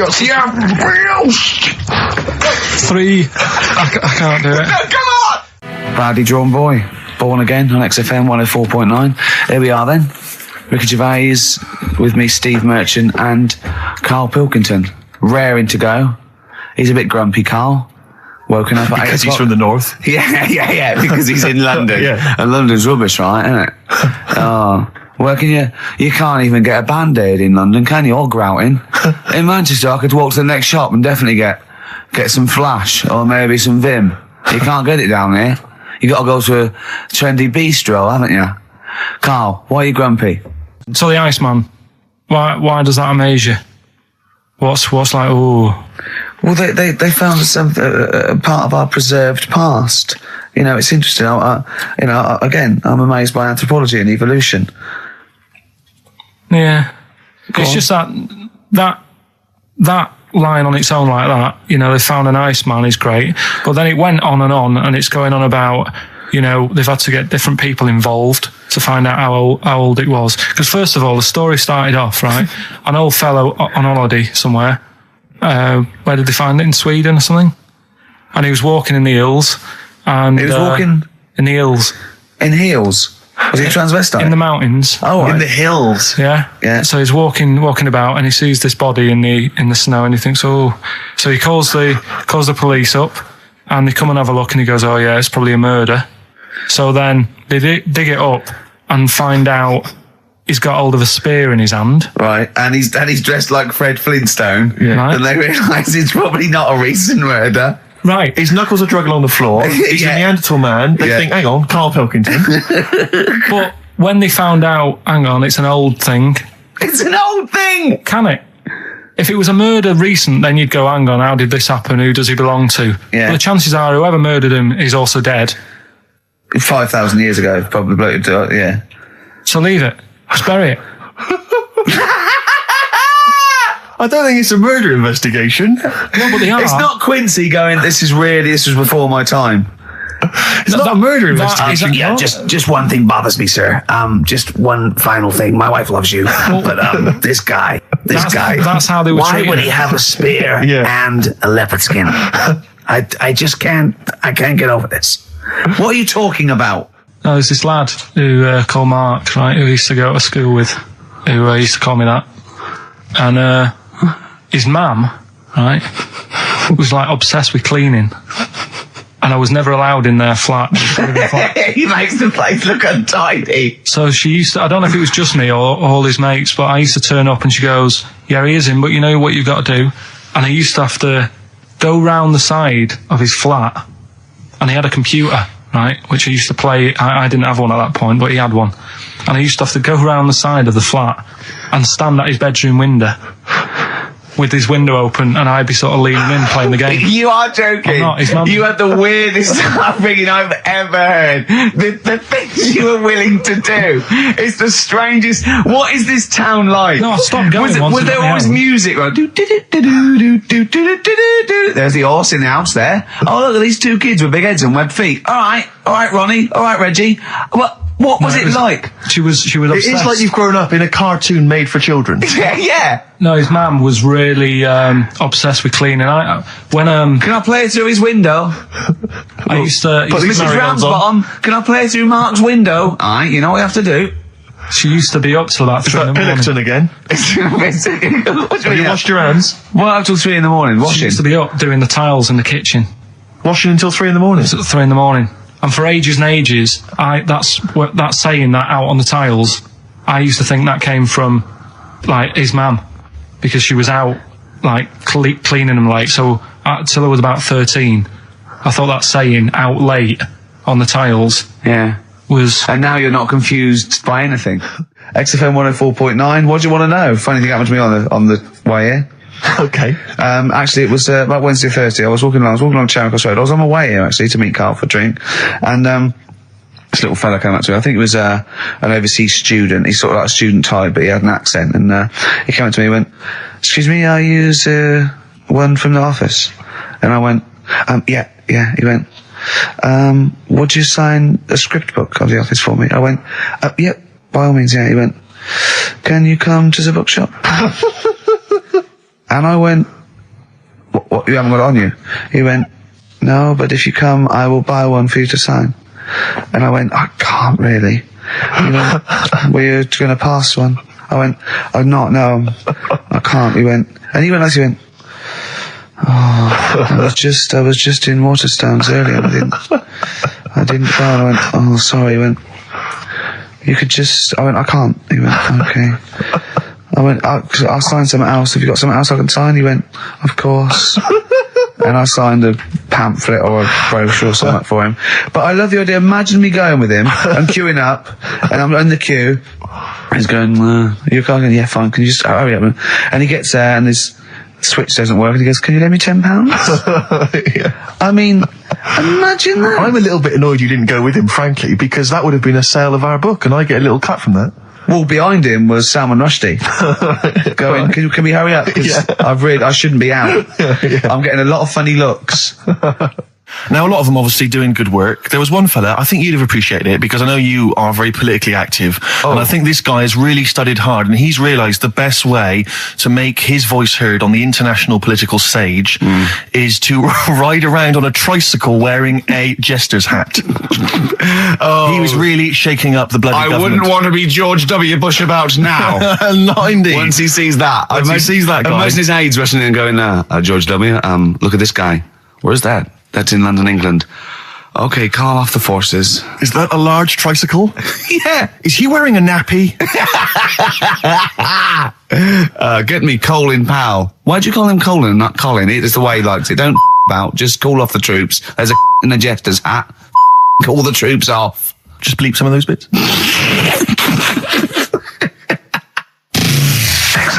So anyway, I found these things. Do you want to hear? Yeah. So explain this again. Right, so I got back off holiday. The first job I found out I've got to do is work with Ricky for a voiceover. I do a regular thing. I do X-Ray magazine, but I'm allowed to make the script up. And they said I could, so I did. Right, so imagine this. Well, I know you, Rick, and I know you like to put a lot of work into these things. Yeah. You want to do a good job. So he rolls up, he says, "Let's do it then." He said, "What's in the magazine?" I said, "Well, here's a selection of stuff. This is what you've got to sell." He said, "Leave it with me." He goes into the little booth, and the first one he comes up with is this little advert for it, right? X-Ray magazine. It's out now. It's a £3.50 May edition. Music of Tomorrow. Dandy Warhol's picture, and there's a free CD with all the Placebo and the Donners and Smog and Nightmares on Wax and Alpine All Stars. Only £3.50. It's out now. Buy it, innit? Have you got a sore throat there? Well, that's all right, isn't it? And he was going, "You can't." I said, "We are doing that. I've done one. That is it. That's it." So I persuaded him. He went, "Right, okay, we can possibly put that on XFM, right? I'll have to see, right?" And so I wouldn't do it again. And he went, "But you need one for Capital." He said, "Capital will know what I went." "Right, I'll do one more for Capital." Because all the stations advertise the XFM magazine, right? So this is the one that you thought would be all right for them. Ooh, hello, you loonies in Radioland. Dr. Frog here to tell you about the new edition of X-Ray magazine. It's out now and it's only £3.50. You've not heard of it? It's a great music magazine. And you get a free CD featuring bands like Placebo. They wear makeup, but leave them alone. Gold Chain, Smog, OK Go, The Donners, and all great bands that you'll love. To Froggy here. Hello. Bye. Ribbit, Froggy says bye it. Oh, well. So then, he says, "That's it. You've had your money's worth." Dr. Frog's still on there. He's still on Classic. I said, "That isn't going to go out. They're not going to be happy with that." He said, "You've had your money's worth. I'm going." Yeah. So I'm left with that. I then have to get the bosses in. And because I've let him go, in a way, it's my responsibility. Yeah. So I've obviously thought I've got what I need. I had to play them to the MD. What did he say? And justify. Well, I was sort of thinking if I laugh, he might go, well, I don't get it, but he finds it funny. Oh, brilliant. Well done. So I was laughing, he was sort of thinking, you know. Excellent. Is that it? Brilliant. When do they go out then? I think one of them's going out at the moment. Excellent. I think the first one's going out. Brilliant. Well, let's play a great track then. Is it Dr. Frog? I'd like to see Dr. Frog feature maybe on our show more often. Okay. It's on XFM 104.9. I'm Ricky Gervais, with me, Steve Merchant and Karl Pilkington, and a few new characters. Steve. I can't believe I just said, you know, I know you love Moyles and his sort of wacky stuff, and Chris Moyles, Edmonds, one of the greats, and Edmonds, and just all the. No, well, I'm going to go along the same sort of vein. I've come up with a couple of. Can I do a little? Can I show you? I'm excited. Okay. Well, it always starts with a sort of doorbell. Okay. So it goes, ding dong. I go, oh no, hold on, Steve, hold on, Karl. Who's that at the door? Yeah. Hello. Oh, hello. Oh, look, it's Camp David, the right queer gay. Oh, hello. You look all gay today. Is that because it's nice weather? Oh, no, that's not what it means. Oh, have you got a girlfriend, Camp David, the right queer gay? No, but I've got a boyfriend. Yeah. Oh, bye. Yeah. Right. Oh, ding dong. Oh, it's another one. Another comment. Hello. Oh, look. It's Holy Fuck, the little funny Chinese fella. Wait, that's his name, Karl. That's his name, Karl. Go. Hello, Holy Fuck. Harold. Yeah. Right? Yeah, that's fine. Mr. Fuck, you can call me Holy if you want. No, I'd prefer to call you Fuck. Yeah. Right? You're right. Nothing wrong with this so far. No. Have you got a girlfriend, Mr. Fuck? Achoo. Oh, you haven't got that SARS, have you? Yeah. No, that's my girlfriend's name. See? Yeah. Oh, just before you go, Mr. Fuck, I've got two things here. I've got a nice Trilby hat that you could wear, or I've got a little lampshade. Right. Which one do you want to put on your head and walk around? I presume the Trilby. No, but it's not. No. Yeah. Lampshade. Lampshade, of course. Bye. See you later. Yeah. I thought they were genius. Can I be honest? I'll be honest. I thought they were brilliant. I thought they were. You didn't steal them off Chris. No. They're original. Sometimes characters. Chris Moyles has done stuff as good as that. I know. Yeah, I know. But no, these are all mine. So there you go. We'll be hearing more from Camp David, the right queer gay, and Holy Fuck, the funny little Chinaman. What? All right, Karl. Yeah. Is that your sort of humour? It might not be your sort of humour. You just should have run it past me before you did it. Yeah. What one are you worried about in particular? The not Camp David. Well, say his name. No. Say his name. Which one? I don't know which one you mean. The Chinese fella. I forget who that was. What was his name? I can't remember. Well, if you can't remember, it can't be that good, so we'll leave it. We won't do it again. Right? I'll tell you what I've got, Steve. Oh, what? I'll tell you what I'm thinking. Go on. Right. Do you know, like, TV programmes sort of get rested in the winter? Ding dong. Oh, no. Hang on, who's this? Oh, go on. Hello again. Not now, Mr. Fuck. We're talking. Bye. Is that Holy Fuck again? Yeah. Okay, Karl. Look at Karl's face. Right. Okay, that's it now. I'm not answering the door anymore. Right. Okay, go on. Right. Yeah. Ding dong, ding dong, ding dong, ding dong. He's trying to get in. Don't be impolite, Rick. Come on, Rick. He wants to come in. No, it's too late. It's too late. He's gone away now. Go on. Right. Anyway, what I'm thinking is, Rockbusters coming back for a bit. What? What are you talking about? He likes my idea. He likes my characters. He doesn't like that idea. If I what, Karl? No, I was going to say if I came up with what? With that Chinese fella. What was his name? For a sketch. But do you not think that Columbo looks like he smells?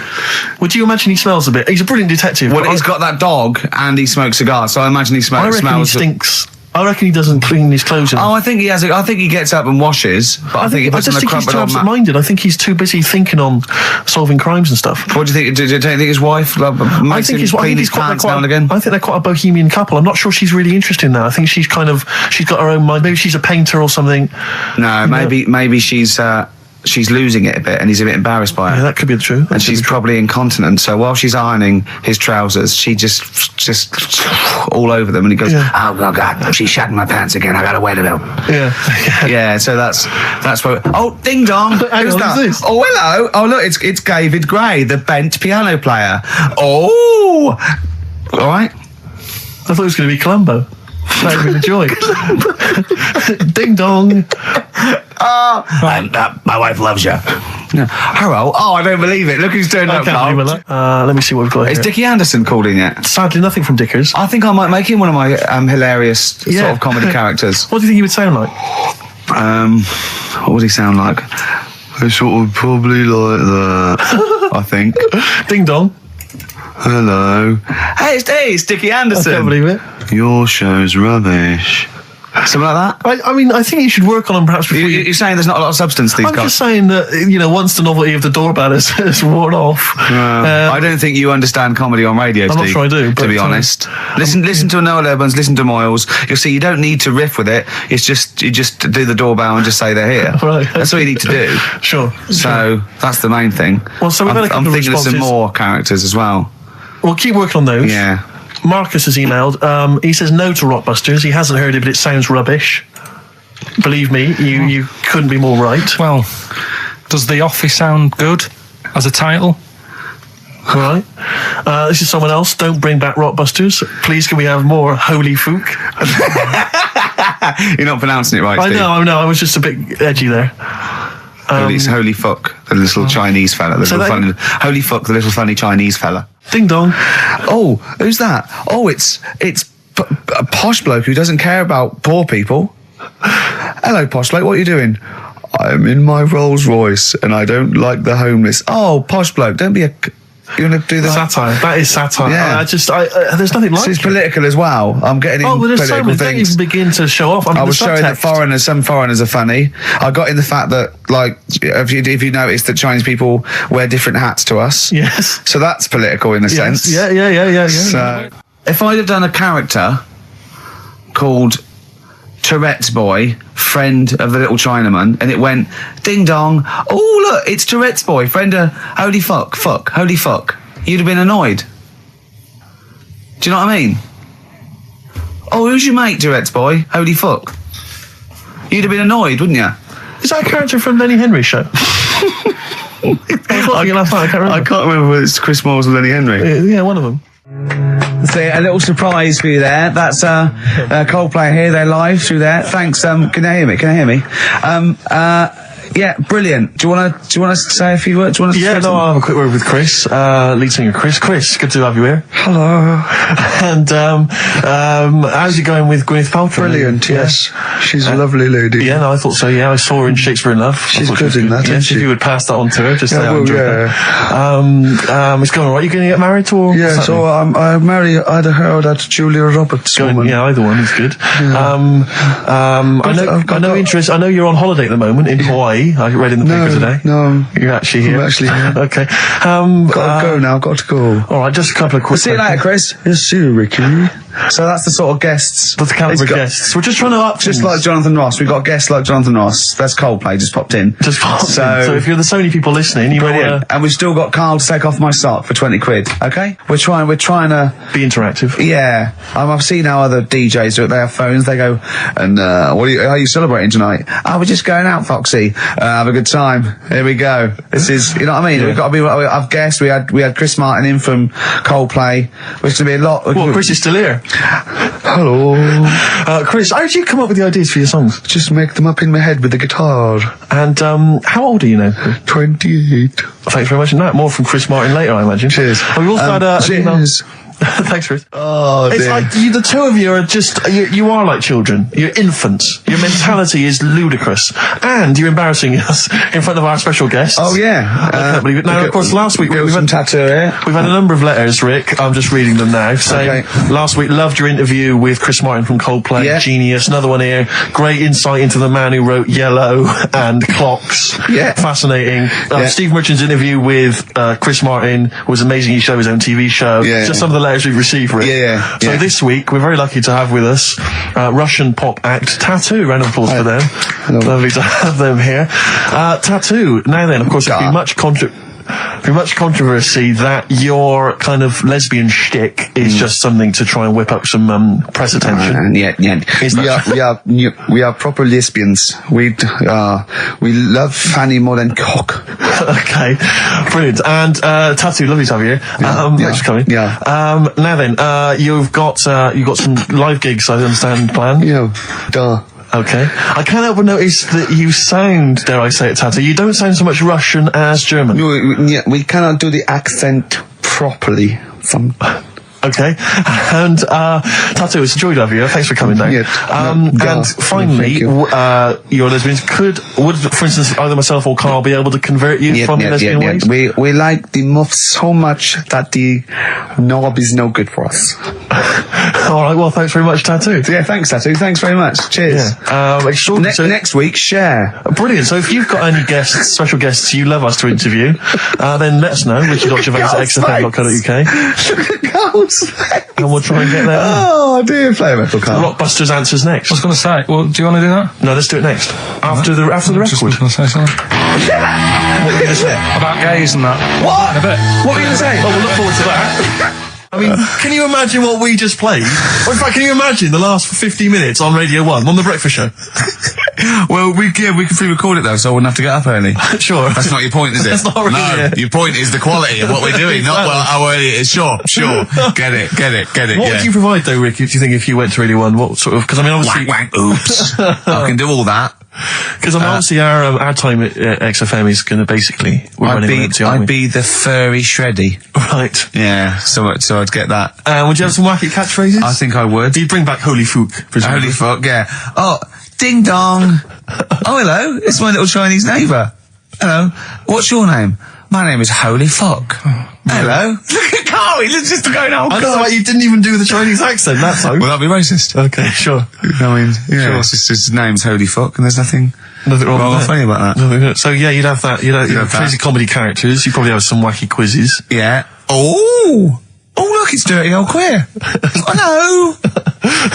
No, I'm not. He's a new character to me. I'm quite excited. He sounds very modern and contemporary. Yeah. A new spin on an old idea. Yeah. Just tell us a little bit more. Oh, wow. He's an actor, isn't he? And he likes to teak it up. All right, well, that's just, if anyone from Radio 1 is listening, and they've listened to Dominic Mohan in the paper, they thought, yes, you're right, we need some new blood at Radio 1. Ricky Gervais, he's got a myriad of comedy characters. Yeah. Whack, oops. I can do sound effects. You can do sound effects. So... You can probably do funny voices like Chris Moyles, couldn't you? Yeah. Wow. Not as good, but I can... What about comedy songs like Moyles?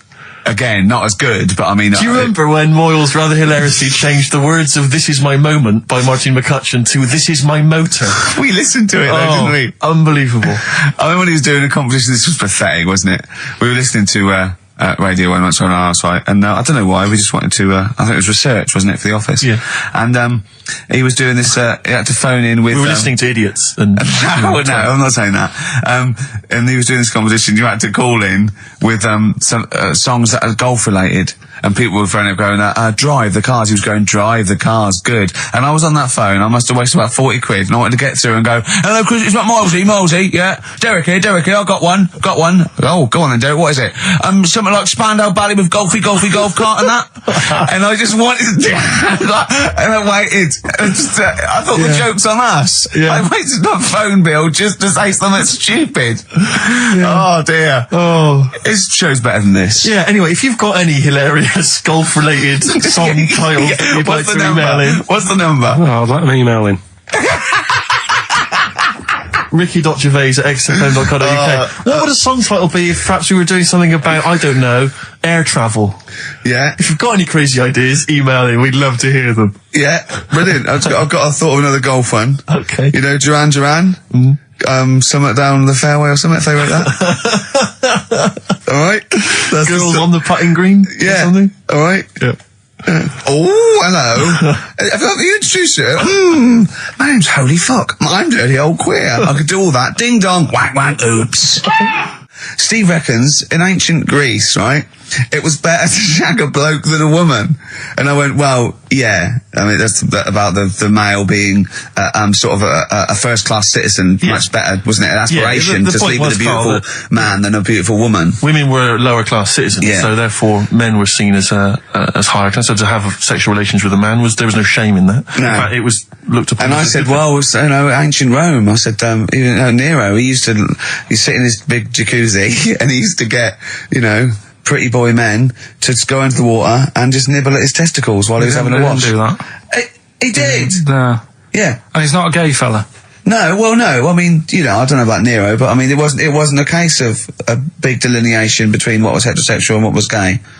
It was just, whatever you... So what did this fella do then? This one who's having his... Well, he was pretty much top boy, Nero, for a while. He was in charge. And, and you did what you're told. If Caesar or... But why were people going round there? Why didn't they go, oh...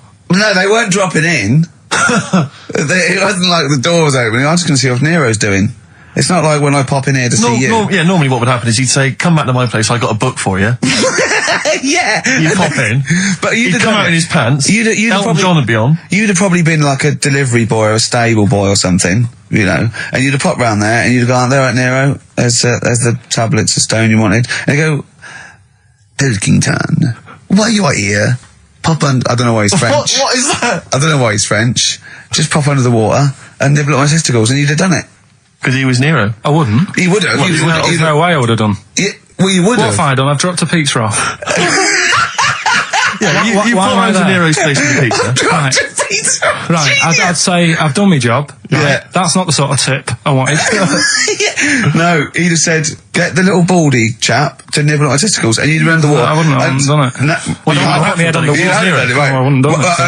it. Can I just say this, Steve? Not only would you be nibbling at his testicles, you'd have been going mad. You'd have been noshing him just for extra. You'd have been doing everything he wanted. You'd have been going, he'd have gone, I didn't ask you to do that. You'd have been going mental. They'd have been chewing, slurping, smacking, poking. You'd have gnawed his packet off. You think you're eating Walker's crisps? There'd be bubbles, there'd be flood. Oh, it'd be horrible.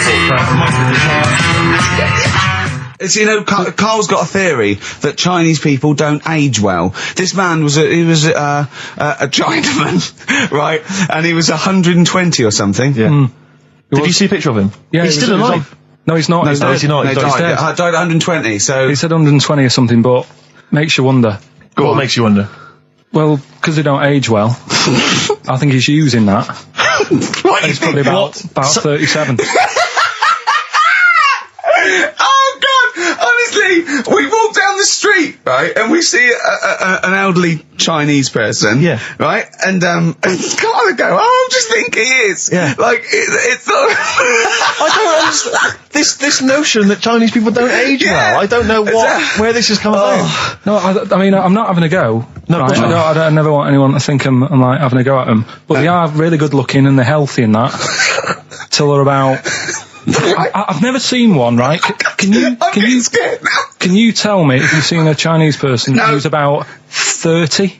It's either 20 or 50. There's no middle ground. This is what I came back for. This is 2 hours of absolute drivel from the brain of Karl Pilkington. Let me just check something. So the Chinese gentleman who died recently was 130. Your theory is that he's maybe in his late 30s, early 40s. Yeah.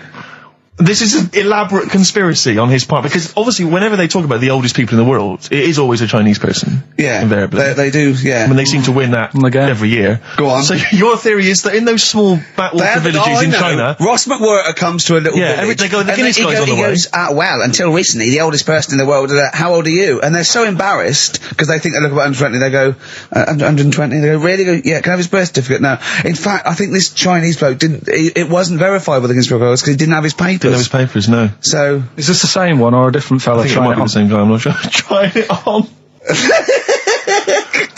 So there's a huge conspiracy amongst these Chinese villages that every time when you get to about 50, say you're 70. because no one will believe us. Well, if you can confirm or deny that, then please email in ricky.gervais@xfm.uk. This is the Racist Show on XFM 104.9. Call in if you're anything less than a little mank. The Jamaican fella would love to live there. Go on. But it's a little bit pricey. Go on. Right? That What was the initial? DS. Deer Streets. Right? What? It's a Deer Street to live on. Deer Streets, oh yeah, I haven't heard of them. Are they a band? That's Dire Straits. No, it's not Dire Straits! It's not Dire Straits! Deer Streets! The Jamaican fella. Go on, make it sound like that. Like Deer Streets. Deer Streets. Do it again, no, it's still not. Keep going. I haven't got it yet, go on. Deer Streets. Deer Streets. They got that one as well, so... Alright, well, let's hear the one they did. Can I do an impression of a Jamaican fella saying Dire Straits? Right. Dire Straits. The first it's not one the same. Did a little pirate radio show from the... got kicked out because they found out, and apparently I put the station at risk because all the stuff could have been taken off us. But from Little Acorn, 16 years later, he's on a show with less listeners. Yes. Brilliant. Can you imagine if you've gone into hospital, you're already pretty depressed, there's the fear of these super bugs in the hospital. Yeah. Maybe you've got some quite serious illness, you don't know if you're going to make it. His voice is what you hear to cheer you up. Alright, weird, isn't it? I saw a programme about a parasite the other night. Yeah. Apparently, they get in through your eye and eat their way up through your genitals. Anyway, here's Radiohead. Yeah, exactly. Play a record, Carl. Stone Roses, yeah? Oh, Fool's Gold. Classic. All he saw was the name of the band that this email was promoting. So all Carl saw, and you can imagine how excited he was all he saw was Half Man, Half Biscuit.